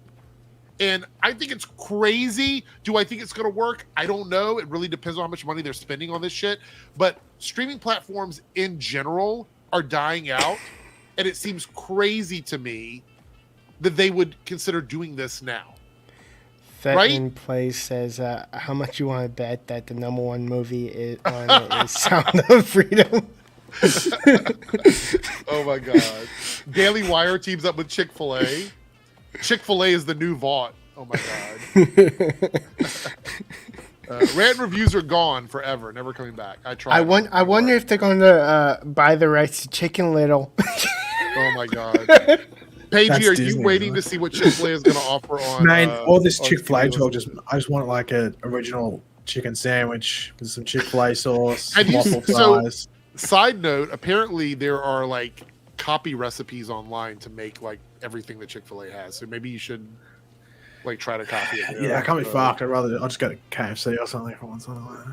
But apparently KFC is better than Chick-fil-A, right? I mean, that's well, KFC in Australia is better than KFC in America by far. No, I know. But what I'm saying is your KFC is probably better than all of the chicken places. You know how you're talking about how you go to like the international menus and have a look and stuff of like Domino's or something, Pizza Hut and stuff. Do you do that for KFC?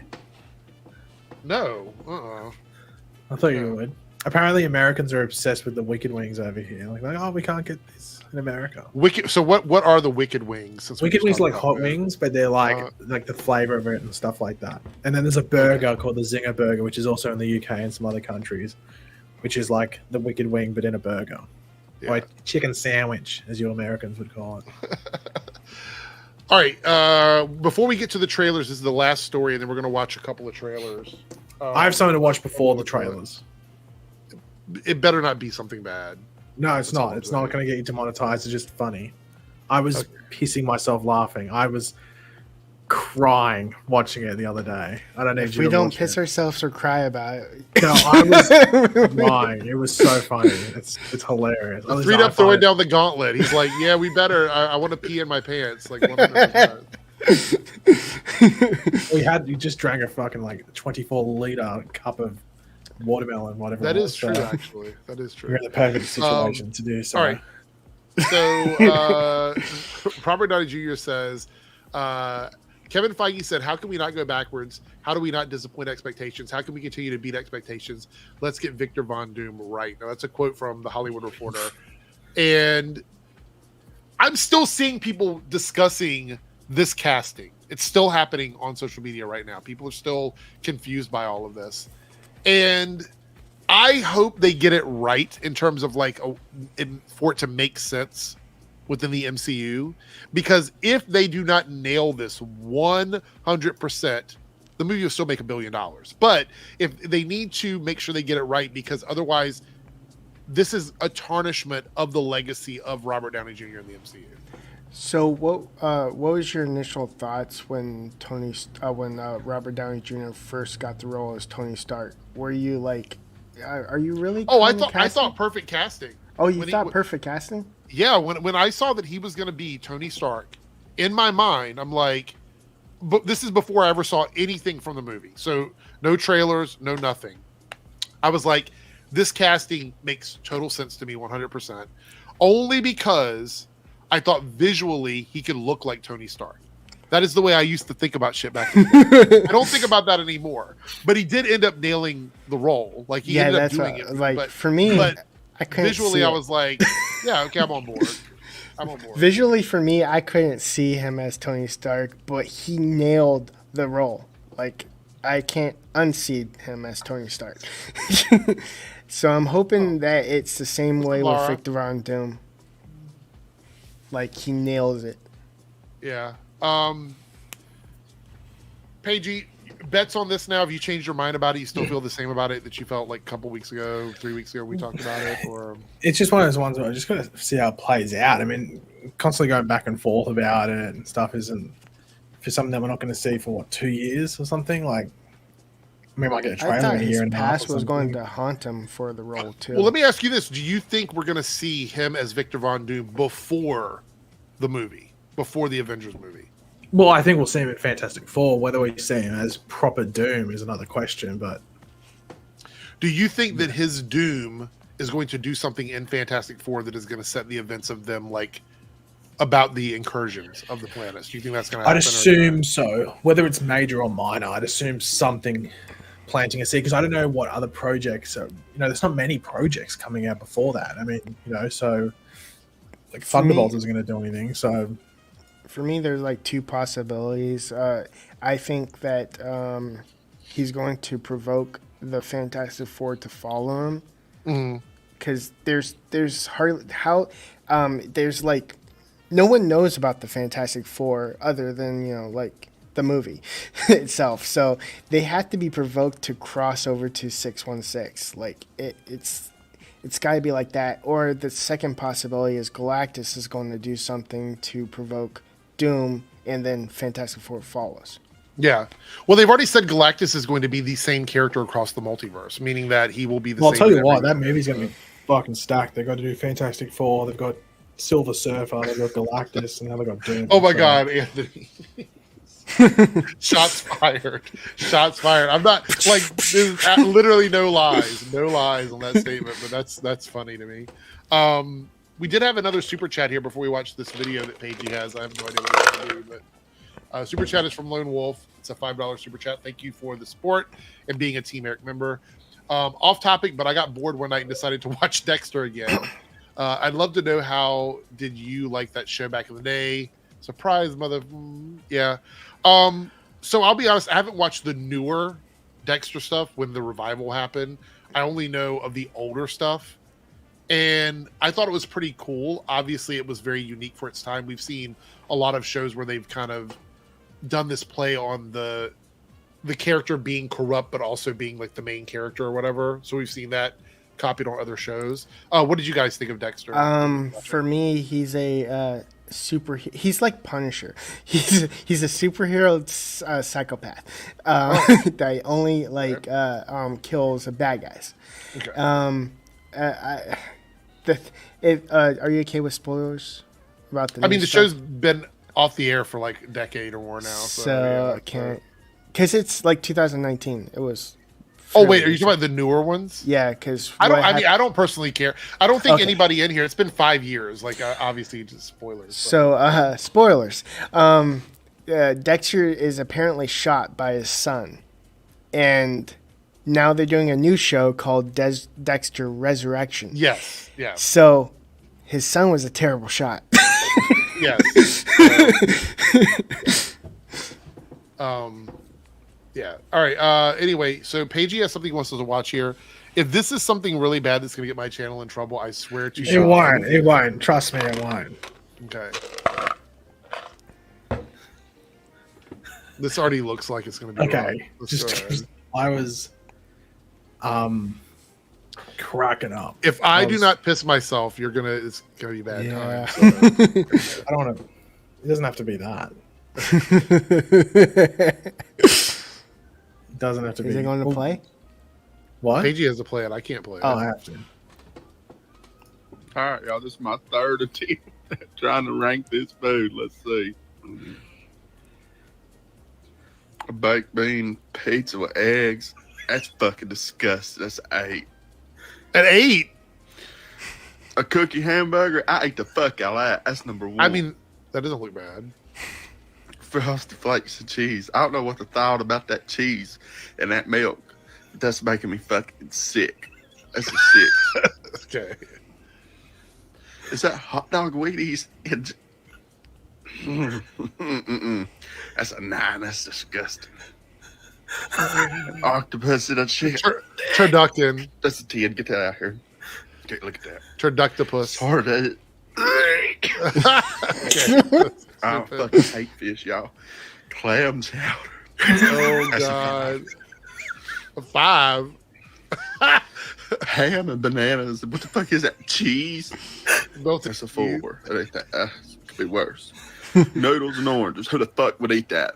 But I mean, it's a 3. What is that? Modi pigs? Oh, baloney.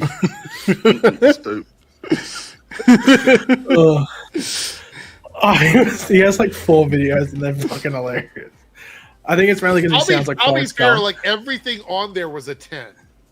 Everything. No. Except for like the cookie and The cookie hamburger is something that I probably wouldn't order, but I've had If the somebody donut. handed that to me and said, I dare you to take a bite of this for $5. Like, whatever. But the rest But of anything else on there is. I know. Actually, the baked bean pizza.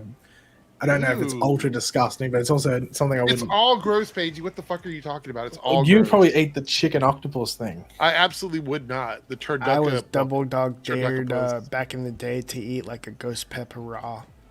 Ooh. Mm-hmm. Did you do it? Yes, I did. Oh my And I god. survived. He means like just to eat it, like pull it out and take a bite of it, right? Not That's what you the mean? that only the head part, the hardest part. Jesus. All right. I did it, and I lasted 10 minutes before I had to go get water. All right, so this trailer we're going to watch is Lord of the Rings, The War of Rohirrim, I guess. I'm not familiar with this, so I don't know much about it. But it's a animated trailer. Peter Jackson presents a groundbreaking journey back to Middle-earth through the eyes of legendary director Kenji Kamiyawa, and it's in theaters this Christmas.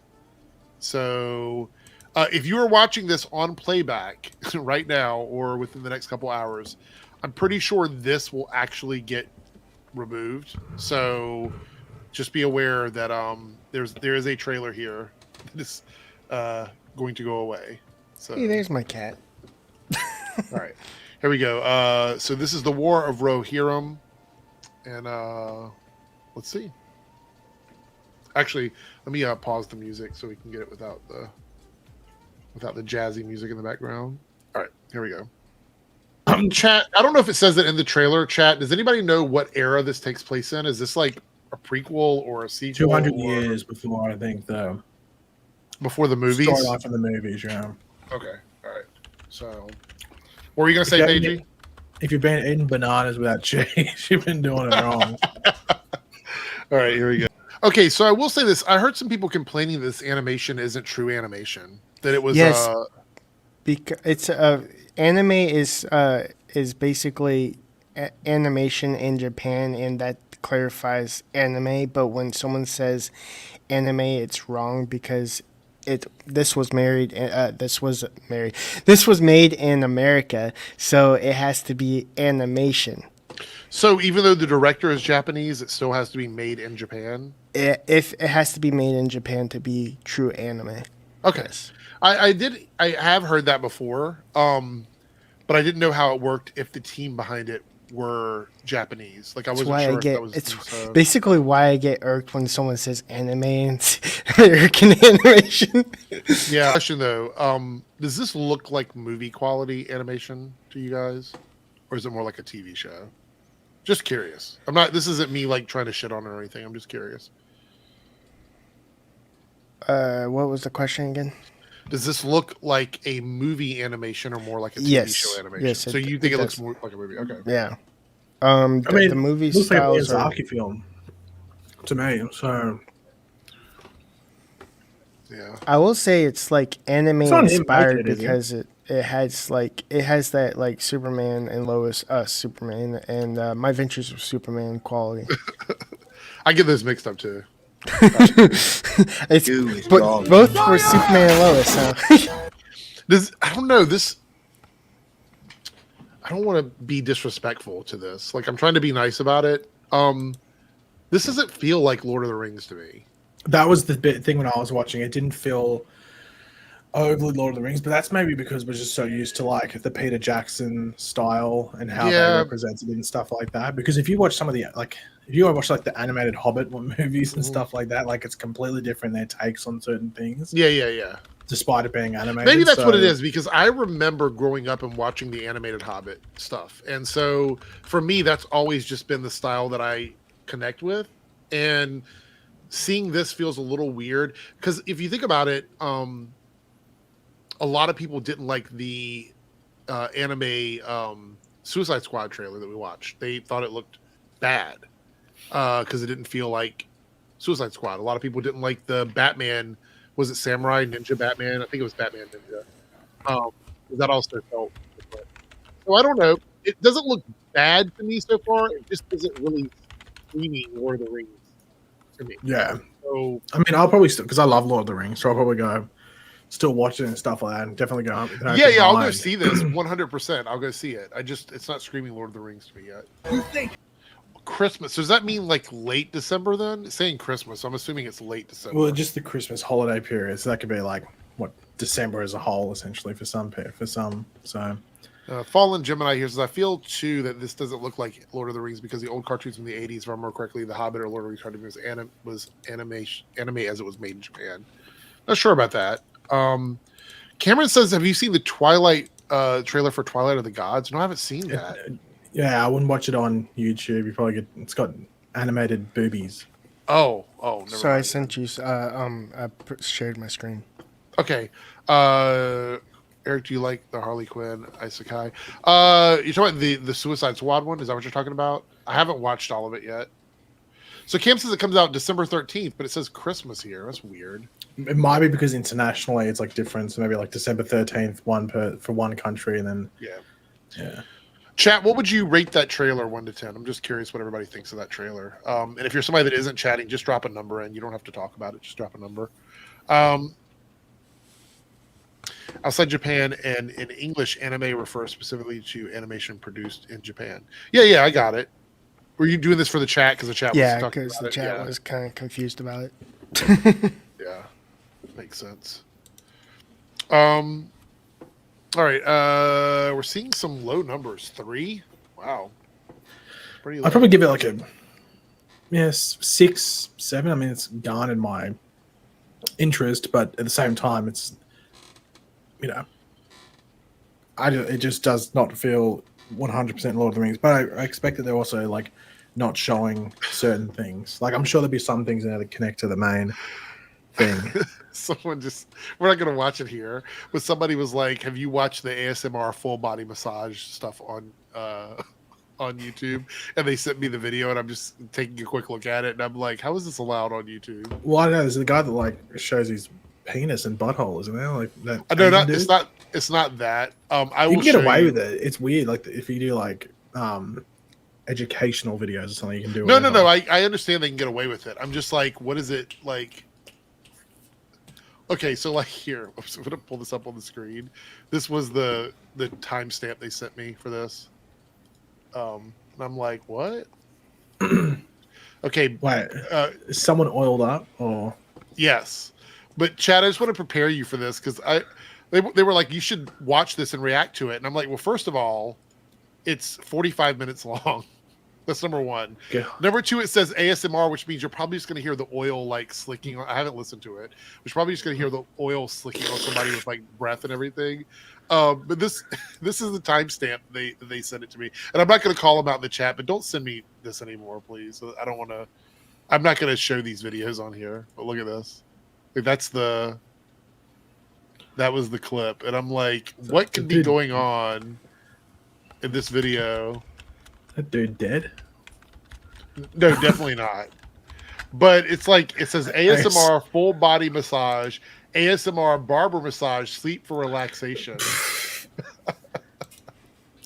which we were talking about earlier, that Amarith or whatever her name is was banned for doing like some shit like this on YouTube or whatever. But like they sent this to me like, could you react to this tonight? Like on our Wait, stream? is that the quartering sitting down? Yeah, it's absolutely the courting, 100%. Yeah, anyway. No, sorry, I'm not going to react. I mean, if you want to super chat me and reveal who you are and send me like, I don't know, $20, I will stay on. $20 as an apology. Send me a $20 super chat and I will stay on after this and react to it. Starting off with an apology and then I'm sure that a most people request. would leave anyway, but yeah, we'll do a special edition just for you. I'll turn it on members only or something. God. So crazy. Like, that's funny. Imagine having an ASMR channel. Yeah, what would that God, sound like? What would that sound like if Paigey had an ASMR I don't know. channel? What are some noises that I make that chewing? I think it would cause people to do things that are probably not allowed on YouTube. Chewing. Like self-harm. Beatboxing? We're going to keep it at that. Beatboxing? No, I'm definitely not going to be self-harming. What the hell? Yeah. I think maybe. That'd Maybe, be a good ASMR possibly. though. Beat but like sensual, like I don't know, like some sensual beat, like yeah, that'd be good. Trying Something to see, like make sure I that. have everything done here. hand. Does anybody have any big plans for this weekend? Anybody doing anything What's special? is there like a holiday coming up that I'm not aware of? Not this weekend. Next weekend is here in the USA. It's Labor Day Mate, it's- weekend. I don't know why it's so. Mate, it's just hot. It feels like summer down here now. I don't know. It's winter. I don't know what's going on. Well, how cold does it get in Australia? Not super cold. Depends where you live. You live like Tasmania and you're like incestual, then it gets fairly cold down there. Melbourne gets fairly cold. Sydney Because gets if sort you're of cold. like closer to Not the really. equator, it gets I actually hotter. looked online, and Melbourne has a very similar climate to where I live. So But basically, if you like live close to the equator, you get like extremely hot. And I think Australia is slap dab in the middle of the earth. Yeah. Well, the thing is, because like Melbourne's a shithole. So like there's is I that just true? did that to I just did that to trigger Jordan in the chat. It is a shithole, but just I thought I'd mention it. I was gonna watch. There's a clip from the Crow movie, but apparently it's too violent. People are getting. Yeah, I don't know. I was watching the trailer and they completely missed the mark on what that movie should be. Yeah, we watched it together over here. I was like, Oh, it's did not you very good, so. hear about Charlie Cox was asked how do you prepare yourself to look at like a CGI character, and he basically did a toff, basically, hey, I'm blind. Yeah. Because he's actually trained to look a different direction anyway, so it doesn't matter. So So it's basically I'm not looking at nothing. yeah, that was funny. I thought that was a good answer. Do you think you'd be able to play a blind person, Eric? I mean, maybe. I think it's got to be difficult though because you're not looking at the other people. I find it hard because I always look at people's eyes when they talk to me. They actually released the official clip from the Red Hulk transformation scene. Mm-hmm. Okay. Well, half of the not actually like him. Wait, is that the one where you just peers up from behind the podium and then? Yeah. I want to look at it though. I haven't seen it yet. I wish it I was. saw like, pictures of it, but yeah. I guess they're saving the full like from Harrison Ford to the hulking out for the movie. Yeah. Imagine if Kamala Harris did this. What? Wow! I'm literally going to start removing people when they bring up politics on a stream where we're not talking about politics. I did it on accident. You did it on purpose. I don't want to argue with people in the chat about politics. It's really annoying. All right, here we go.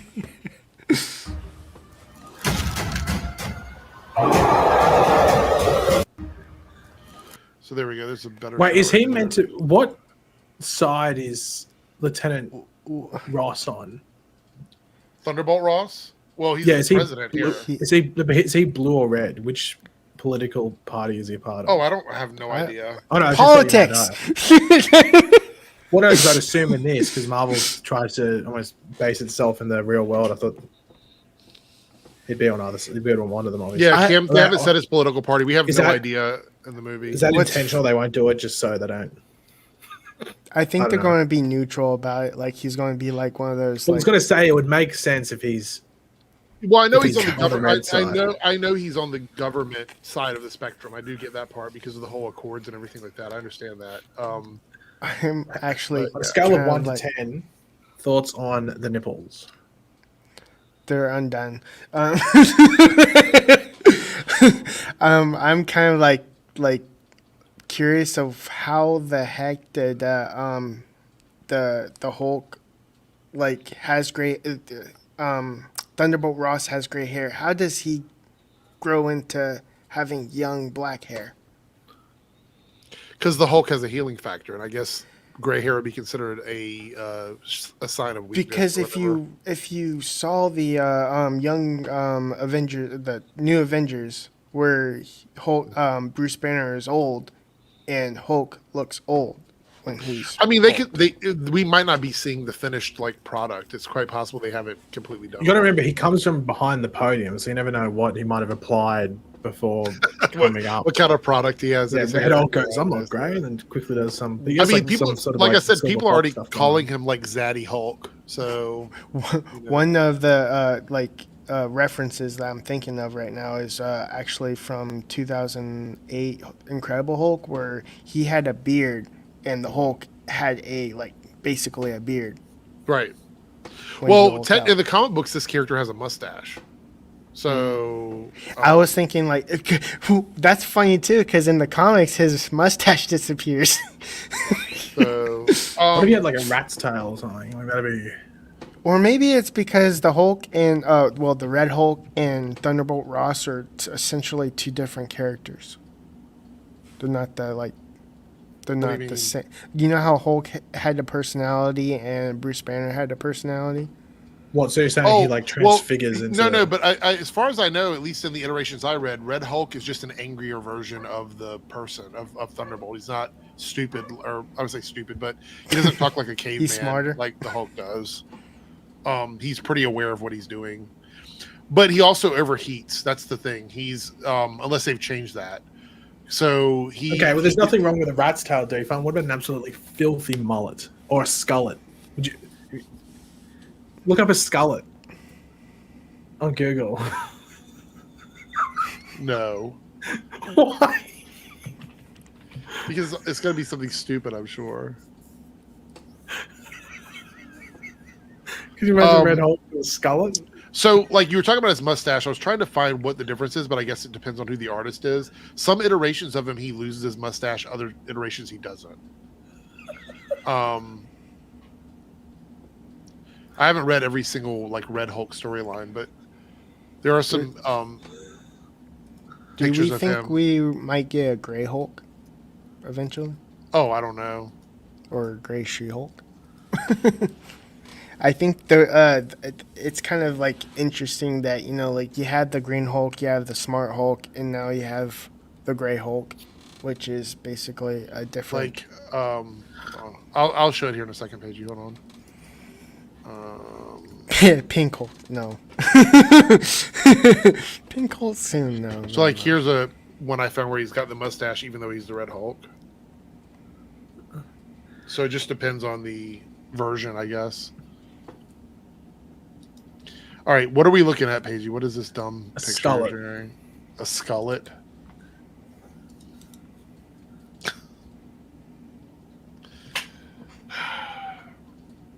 Can you say Red Hulk rocking that?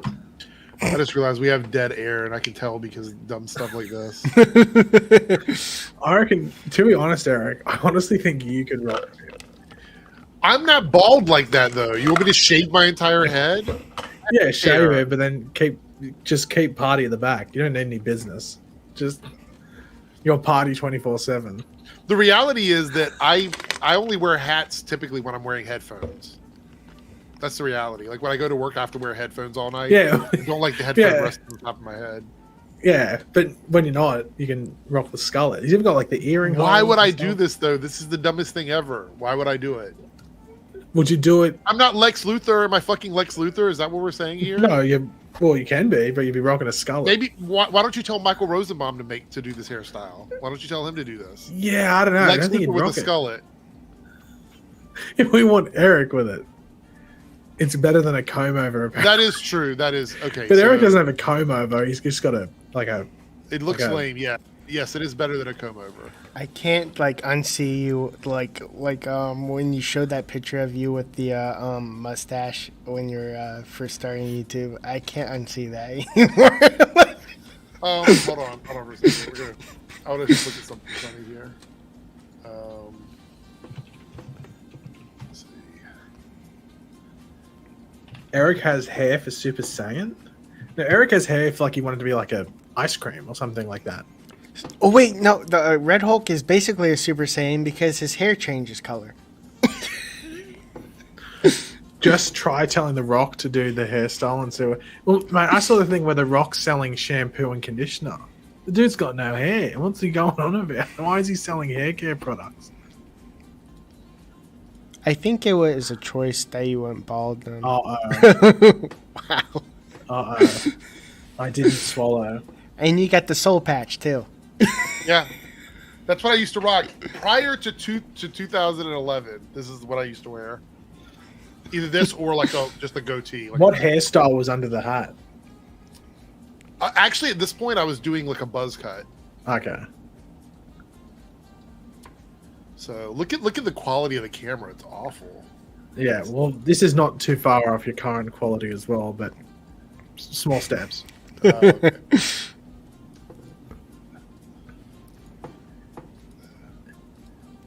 Wow, that is an old video. Everybody, listen up. Gigolo 8 from Australia is sending out Vegemite to the So Gigolo 8 was another content creator here on YouTube. I think he deleted his channel. It's a really old video. So States.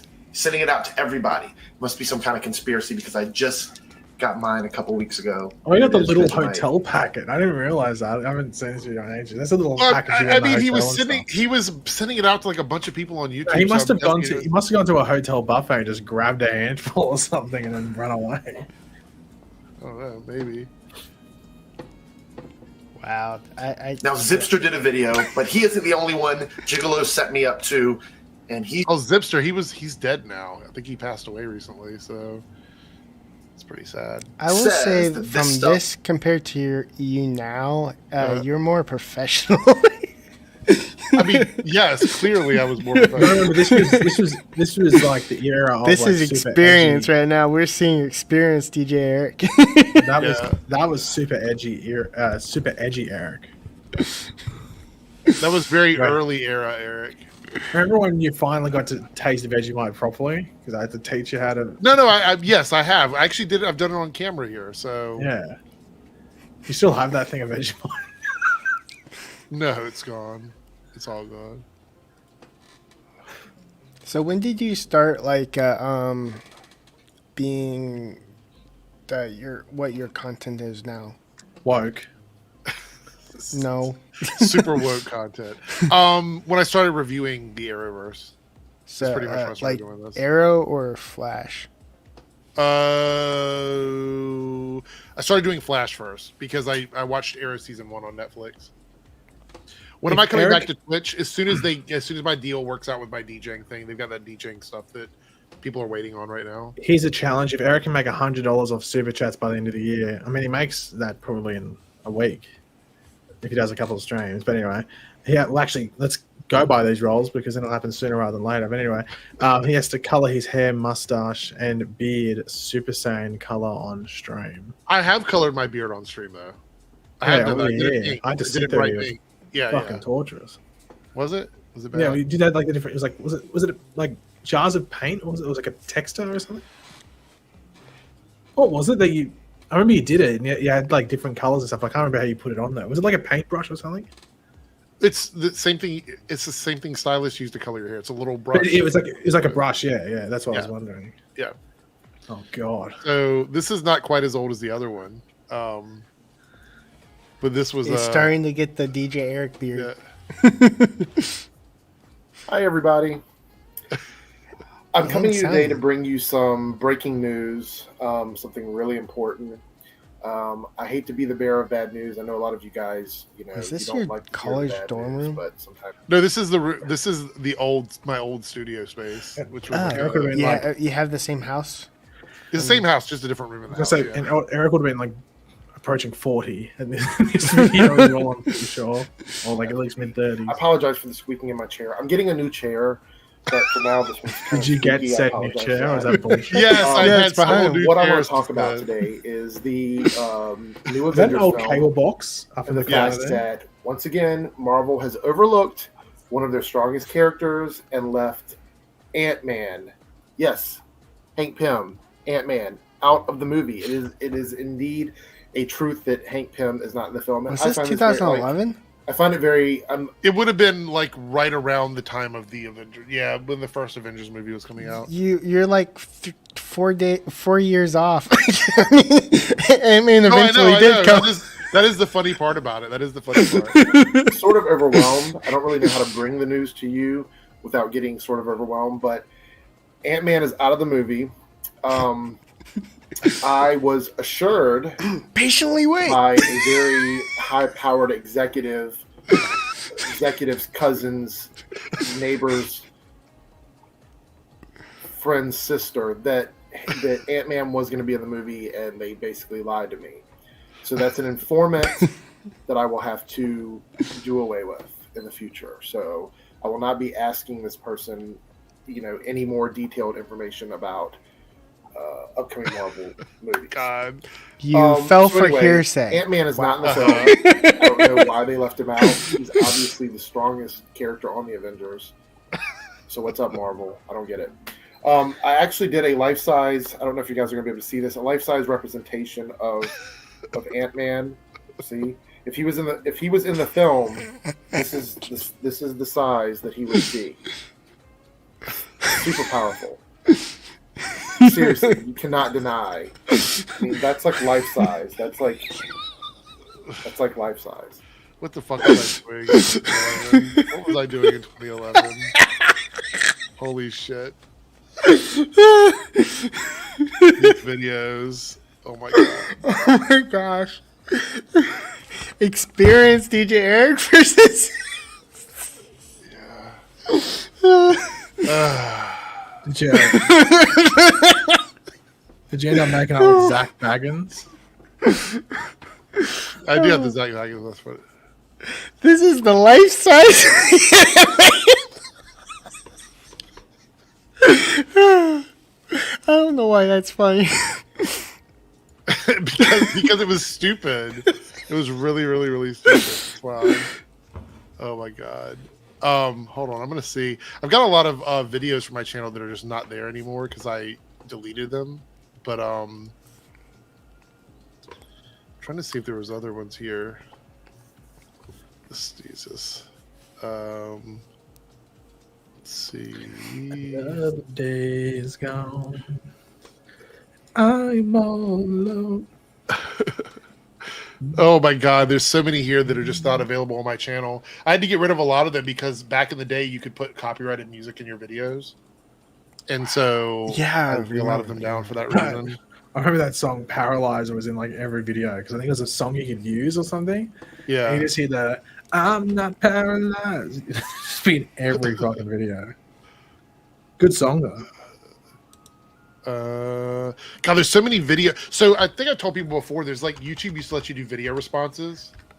So there were so many videos that I had that were like they had RE colon and then the title of the video, and I had to remove all of those because they didn't make sense because all of the videos that they were responding to were removed.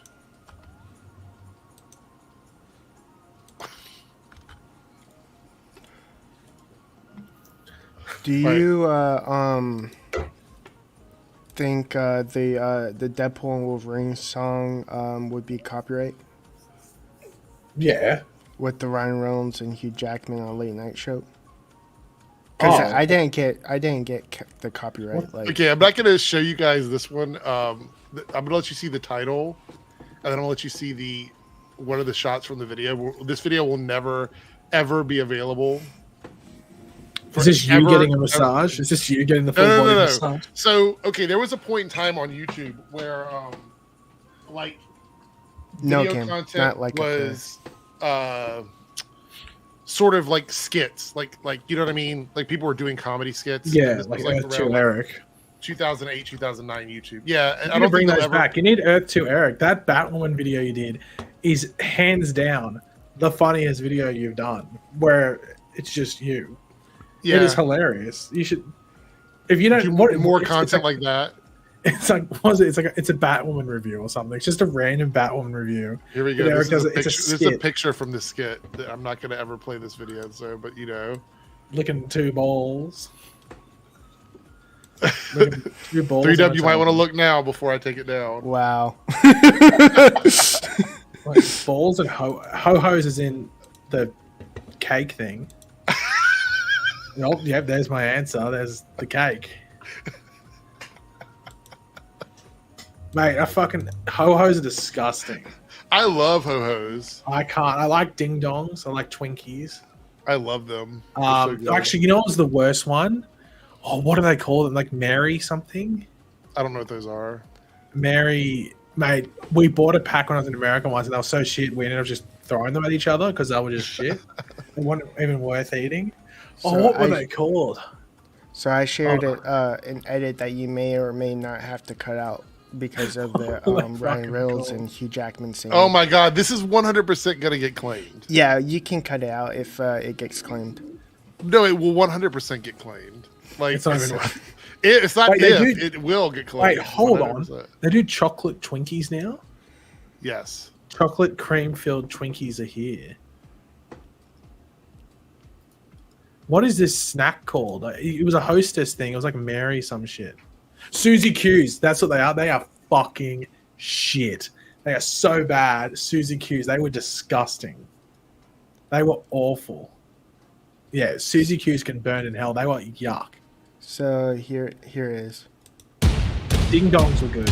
Wolverine, Deadpool, Wolverine, Deadpool. I'm gruff and rugged. You're old and slow. Deadpool's mid. Come at me, bro. I'm the hero. No, you're not. Yes, shut up, mutton chops. People love me. Okay, boomer. 10 whole movies. I'm a loser. I can heal in record time. So can I, bud. Get in line. I have claws that can retract. Wow, you're like a kitty cat. Logan. So what? X-Men. Yawn. Well, Green Lantern was a bomb. Hey, what? Be nice. You're the worst. Deadpool. Dead weight. Oh, that hurts. Fine then. Go on. You're the genius. Wolverine has a micro penis. Come on. Am I wrong, though? You're a child. My name comes first in the title. Red, yellow, red, yellow, red, yellow, green. You're so stupid, just like Wolverine. Red, yellow, red, yellow, red, yellow, black. Wrexham is trash. Hey, you take that back. Wolverine's better. There is no debate. Wait a minute. Can't we agree that we're both really great? You mean it? I mean it. You mean it? I do. Deadpool. Wolverine. Just kidding.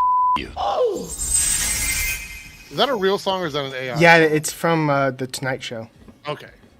I was gonna say it sounded a little sus. Somebody in the comments even said something about it. I was like, wait a minute, I don't know. No, Man, it's they don't even actually sell from Susie Q's anymore. That was so shit. They took them away. you know That's how good, you know though. the the Marvel bunch. It's basically like that, just with Hugh Jackman and Wolverine. Oh, okay. Hugh Jackman and Ryan Reynolds.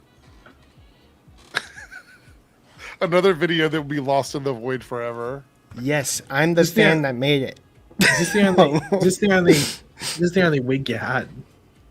It was the one that I used for the character that I played, which was like this outrageous character. This video has actually been, it was limited. I would have left it up on my channel, but it was limited because I don't remember when this was made, when the video was made. But it actually was a time when YouTube was a little bit more relaxed on their policy, and it had. I have to What? say something. It's just distracting me. What the fuck is on your hat, 3Dubs? It looks like you've been down to the local. You know what? It's actually what is the thing that you fill in the holes on the wall? Oh my God, That spackle. doesn't hit Spackle, makes yeah. it- Spackle. Spackle. Let's See what I mean? It looks.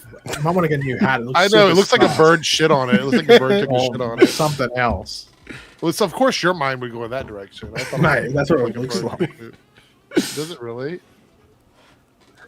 Let's see. We did get a super chat. Let's see what the super chat is. Silhouette Animator here with the $5 super chat. Sandman season 2 film The Wake finale from the final volume last month. 12 episodes, somehow covering 6 volumes. Holy shit! Is that true? Wait, so the Sandman's speed running its show. Yeah. That's what it seems I know. like. I wonder if that's like an order. So like Netflix doesn't have any DC properties, and it's all. Oh god, that's not a good. Isn't thing. there all that drama with Neil Gaiman anyway? Isn't there a bunch of drama? About Yeah, that? but yeah, I guess. But like that, it went under the like it got swept under the rug, and then it came back up like was it like 2 or 3 weeks ago or something? Because I don't know if it just got brought up again or someone new came out. But it sounds like he's guilty. But I know it's innocent until proven guilty. So you just want to let the proper authorities handle it. But it's not good. That doesn't sound good either. That Sandman shit. So 6 volumes and 12 episodes. Why though? Like, why rush this? You don't have to. Thank you, Jason. What? It's a Buaki guard. Buaki guard. Oh no! Do not say that. Do not pronounce it correctly. I'm glad I mispronounced it. You mispronounced it. Do not say that on the stream though. Do not say that. 100%. Why can't I freaking read it? Nostalgia Credit Likara style skit era. Well, I mean, I had a lot of fun doing the Batwoman thing because it was basically me being like the shithead versus like somebody that's like thinking about the show with nuance. And it's like an argument between that. I mean, I totally could because they did that in these here. I can't believe that a lot of people haven't seen that Batwoman video. It's been on my channel, so. I have a question for you, because going off that Sandman thing, and it seems like it's probably because of, I guess because they probably want all the DC stuff to just be on HBO Max, the home of HBO, and all the movie shit. What do you think they do after James Gunn's arc ends? Because I think it just seems so obvious he's probably going to retire, at least from the DC stuff, after 8 to 10 years. He's going to do his 8 to 10 year story, then go away, because he's also going to be like almost 70 and stuff. He's going to retire. What do you think they do after that?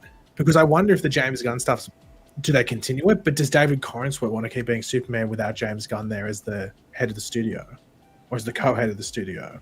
Does I don't know. whoever's playing Batman want to do it? Does whoever's playing Wonder Woman want to continue if they don't trust it? Because it's like with Marvel, if Kevin Feige left, would all those actors, at least the ones in bigger roles, be confident going forward, or would they be like, hold on, I don't want to be a part of a sinking ship? It kind of doesn't.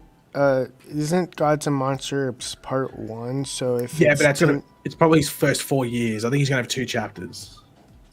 Okay, because I still like it's already been like half of the time frame. No, but I think when it starts, so starting next year, so 8 to 10 years from that point. 10 might be including when they came in. So technically, I guess it's 8 from when Superman starts. That's if it doesn't get canceled because hopefully the movies do well. Another $2 super chat from Silhouette Animator says 2008, the Blip TV internet skit year. Yeah, that's when reality TV was also really popular. So it was a lot of people were trying to do that.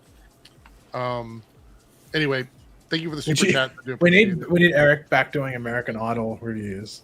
No, we don't. Well, in your American Idol reviews, before you play arguably the best video you've ever made, your American Idol videos, would you just act as if, would you just put yourself in the role of a judge and say who was shit and who was good? Is that what you were doing? Yes, that was kind of what it was. I was just critiquing the production of the music and everything and stuff like that. So you took down the Jaws and put Ant-Man and Wasp there. It should be different behind me. Yeah. All right. So Paige said this is my best video. It's very short. I've got it sped up. We'll watch this and then we're gonna head out. But here we go. Let's do this here. What's up, guys? Eric here. Welcome to Random Review. Hello? Oh, sorry. I didn't mean to interrupt your review. Carry on. Yeah. Who are you and what Earth are you from? Oh, right. No. I'm not from another Earth. I'm from an alternate. Pause it. I'm from a timeline where you never started a. Eric's not wearing a hat, so now you can see what I mean by. Yeah, I painted my hair silver. If Eric got a skullet, we can get an idea of what it would look like. Imagine the beard was at the back. Yeah, I did like a bright silver just to make my hair look weird, so I'd look up from another planet. But we're thinking so. I just enjoy the shows regardless of their glaring flaws and issues. Wow. Yeah, so I'm just here to help you out. I mean, it seems you've been pretty harsh on Batwoman. Did your beard we could discuss some of the issues before you actually. My beard has changed colors a lot. I meant it was red in the start of it, and now it's pink. Can you go back a bit so we're not talking over? Because this is arguably funny as shit. Because yes. So Earth 1 me has red, and Earth 2 me has a slightly different color. So Earth 2 is a shill, essentially. Earth 2 is a shill. Yes. Okay. Here we go. That's where I thought it was red here and not pink, and then it turned sideways, and I just saw pink. So I was like, all right, here we go. Up, guys, Eric here. Welcome to Random Review. Hello? Oh, sorry, I didn't mean to interrupt your review. Carry on. Yeah, who are you and what Earth are you from?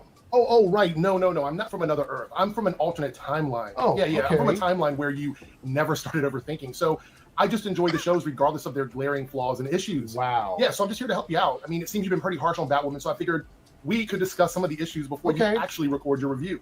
Oh, how nice of you. Well, where do we start? I have to get this review out, and so look, I don't really care about your time restrictions, honestly. Listen, I don't agree with your criticism of the show. In this episode, Ryan had a lot more story for us to see, and that's been one of your major problems, right? Okay, first of all, rude cutting me off. Sorry about that. Anyway, yes, we have a lot more Ryan, but it was all very plot-driven. A lot of her decisions didn't feel personal. Actually, her comments about Angelique felt very opposite of what we've seen. It wasn't personal at all. It was totally plot driven. How so? Angelique genuinely wants to change and just wants Ryan to love her and accept her. Ryan realizes that Angelique isn't perfect, and you know what? That's just okay.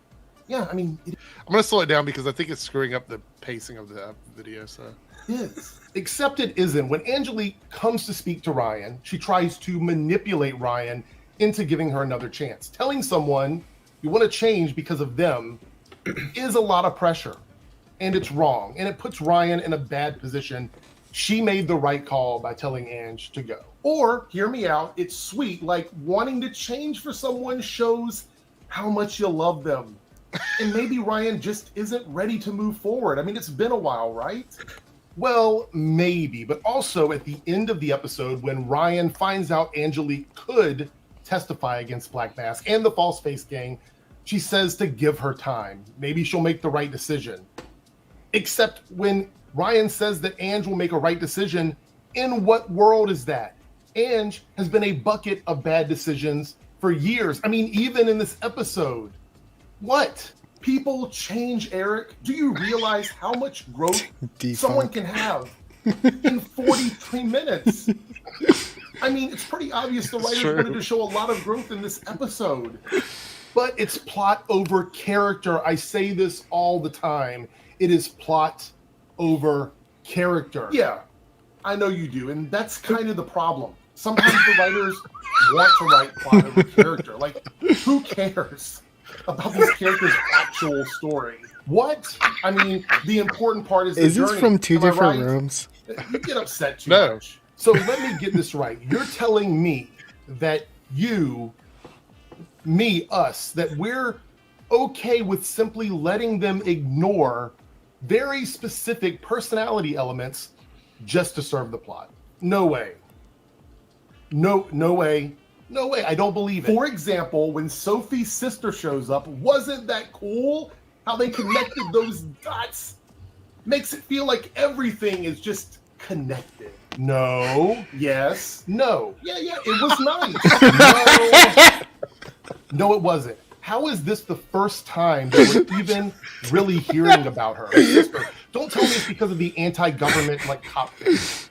They weren't just estranged this week. It's like she shows up and magically she's Sophie's sister. Mary found her on Instagram in 5 seconds. Come on. Look, I get it. But do you? I do. You don't want everything to be pieced together in a nonsensical way because you prefer them to deliver an Oscar-winning performance every single week. No. It's not that. I just want a coherent story that doesn't feel like it reeks of plot convenience. This character, Jordan, could have been anyone. The only reason she was connected to Sophie was because they wanted to create a more family drama-oriented episode. It was totally unnecessary. Okay, well, what about the Alice stuff? That was good, right? The kitty cat seeing dead people. It was kind of fun, wasn't it? Okay, so this week Alice did have a good story. I'll admit it. She had a good story. You always but I forget that still it's feel just like me on both she's sides being of used this. too So much. funny. But she did a pretty good job this week. It You're was interesting. arguing with It yourself, sets up some which is interesting stuff. So I guess in my actual review, I can be a little less harsh on Alice. You won me over there. You happy? Welcome to my world. If you just turn off your brain, close your eyes, cover your ears, and literally turn off the TV, it's good. It's very good. You just have to do those things. Yeah, and for the first time in a long time, I feel like the stunt work was actually pretty good. I enjoyed the fight scenes, and I think the Black Mask stuff could be very interesting. I even thought the Kate stuff at the end was pretty cool. So maybe you're onto something. Yep, Enigma's going to be a pretty solid storyline. You just have to wait another 3 or 10 episodes. We're going to get there, though. Okay. So if I were to score it based on what we've talked about here, I think I would give it like a 7.5 out of 10. Does that seem a little bit more fair to you? Well, I think I'd be a lot less harsh than you and give it like an 8 out of 10. I mean, this was a huge improvement. It's definitely an 8 out of 10, right? Okay, you're fact right. that you're giving 2. You're right. Thank you. Alternate timeline, me, us, you. I don't even know how to address you. Thank you so much for everything that you've done. Absolutely, but soon you'll be giving it 10s. Remember my words. Also, don't think too much. Overthinking can ruin your day. All right, see you soon, I guess. Absolutely, I'm out of here. Remember, in the future, if you ever need any ideas, don't call for me. I'll just show up when I feel like it. That's what I do. Anyway, That what's looking up, guys? Eric here. not looking at the camera, Welcome but to looking Man at Review. you is actually great acting. I'll give you that. Anyway, Paige, you love that one. They're not easy to make though. That's the problem. No, it's a They're- pain in the ass, I- mate. The editor and me was like, I have some pointers if you need to make it kind of like flow naturally. yeah. No, like Yeah, honestly, I requested Eric to do one of these. I think it was it might have been the same season that this was. I can't remember what season, or I think it might have been season 7 of The Flash, maybe. I think it might have been, or maybe it was season 8, because Eric was having the similar thoughts that he was with Batwoman at the time about the Flash. And I thought we'll do one for the Flash, but I think it was just a pain in the ass to do. But they're hilarious. That's easily Eric's best video he's ever made. Hey, chat, By far. rank It's his hilarious. acting skills. No, I mean, it's not the acting; it's more the comedy in it. Like, I think it's legit because it sounded like an after party stream at that time with some people in the comments who got He annoyed could at Eric. literally have an after party with himself. Well, it was like that person wasn't necessarily Earth to Eric. It was like shills in the comments on the live stream chat. I That's why actually it was funny. so one of the things I was gonna do that I thought would be kind of funny, and I might still do it. And if people, we got like over 60 people still in the chat right now.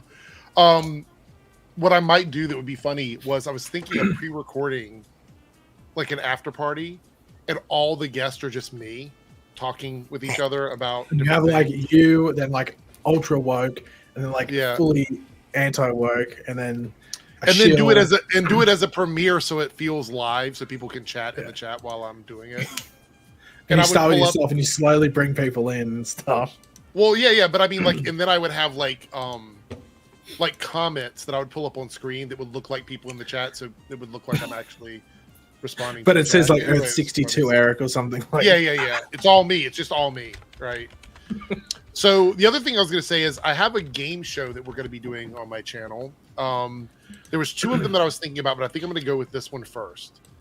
And Perfect match. Burrito. Oh my god! Look.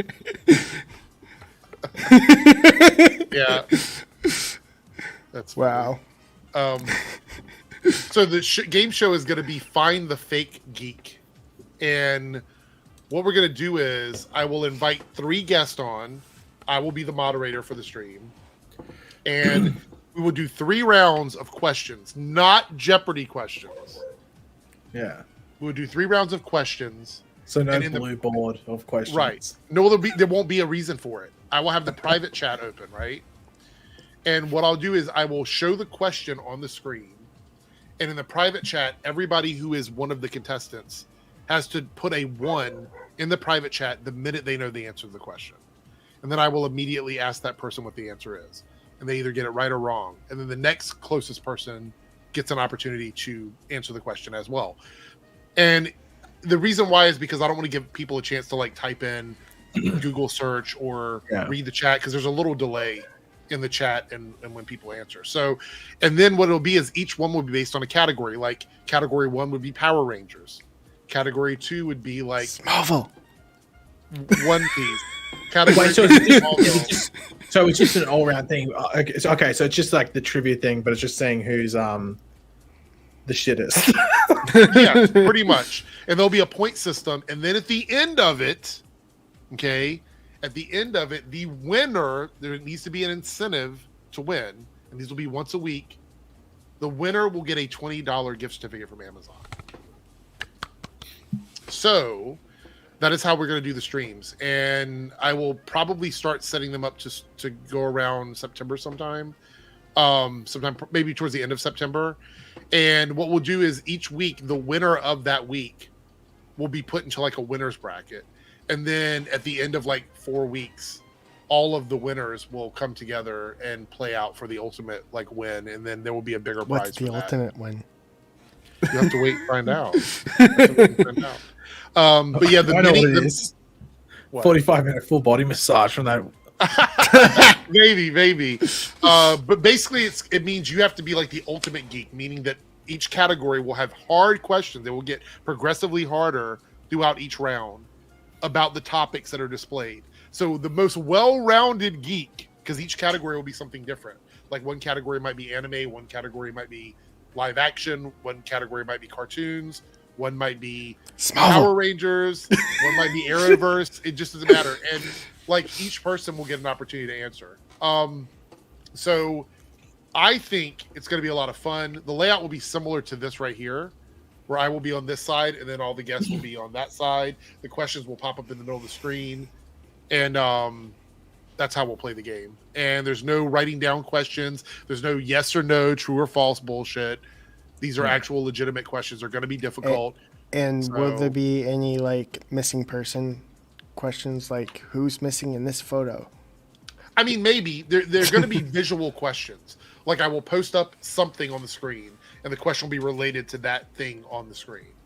So it's going to be fun. There is a monetary incentive to do it. I will be giving away money, like I said, for each one of these. Yeah. Will one of the topics be after party / Eric stream related questions? Oh, yours truly. Yeah. I've got a great one. Yeah. What is the most famous... When you laugh like that, I know it's not a great one. I know it's a troll. What is the most infamous stream incident? Oh my god! Probably the one with you and Lance. That's probably the most. I was going to say it's probably that one. The decap or the amputation. Yeah. The penis. But what I will do is I will have the first season of this show. Wait, why do you me and Lance? Lance was the one that did it, not me. I was just there. No, you were there, but you participated in it. So it was actually more Canada graphs than it was Lance in Canada graphs. That is true. It was Canada graphs. Yeah, I did nothing. No, you were the worst. You were the worst one. But it's just so. But what I'll do is I will do it as like a 1-season thing, and then we'll take like a couple months off, and then I'll bring it back because it's. Wait, am I helping out with the questions? Am I questionnaire extraordinaire? You will be an assisting judge in all of it, so you'll be here as well to make sure. I will say, like, I can be like excluded from like Smallville questions because I want to be the one to make the questions. No, mate, you're a contestant. I'm the questionnaire extraordinaire. No, for just Smallville only. Yeah, but I can use Google. Don't you want to be on the week when I'm asking Smallville questions? Yeah, you want not necessarily. I like to. So you don't want to win the $20? I have been like the one to like been challenged with Smallville for my entire like career at YouTube. Well, then this is your moment to shine. Here we go. What season number and episode number does Clark get the hots for his teacher? Ooh. Season 2, episode 2, Heat. No. Yes, that was the one. Are you saying Paigey is wrong? Mate, that is fucking concerning that you know. I don't think I'd be able to do that with any, unless it was like a finale or something like that. Mate. Yeah. No, I mean, like, and we'll keep a point system, and Paigey will be here to make sure that I'm fair about the way I'm doing it, so I won't like. Is it just over, so. Wait? So is it like how does someone get a point? Is it just if everyone gets a point if they all get it right, or is it just first come first serve? No. So what we'll do is there will be 3 rounds and then a final question, right? Okay. So each round, the first round starts out at 1 point for the first question, 2 points for the second question, 3 points for the third question, and each round will be like that. And then the final round or the final question is going to be worth 4 points. So does everyone get to answer that question, or is it just each person gets an individual question? The first 2 people to chime in, because I feel like anybody after that has time to look it up or read the chat. What's funny is the only thing that will stomp me in Smallville questions is actually what shoe he wore. Because I'm not like fashion involved, so I don't like pay attention to that stuff. Oh, okay. I know he drove an F-150 blue truck though. So. In what episode? What episode did Lex trick Lana into falling for him? There is a lot. I guess the first one would be in season 5. And it was after the death of Jonathan Kent, because their relationship started to flourish, and they started flirting with each other after Clark broke up. Are we gonna have serial killer questions? Snowtown, because there's an individual category. It's called Find the Fake Geek, not Find the Potential Serial Killer. That's not the name of the so. Anyway, I think Vessel would be the closest one to them falling in love. All right, we're gonna get out of here. Thanks everybody for hanging out. We're winding down. It's 2:00 in the morning. I think everybody's ready to go over here. So I will chat with everybody in the next stream. We'll be live this weekend, and then stay tuned for the premiere stuff about the Find the Fake Geek game. Anyway, have a great night, everyone. Thanks, 3Dub. Thanks, Paigey. And we'll see you next time. Bye. Bye.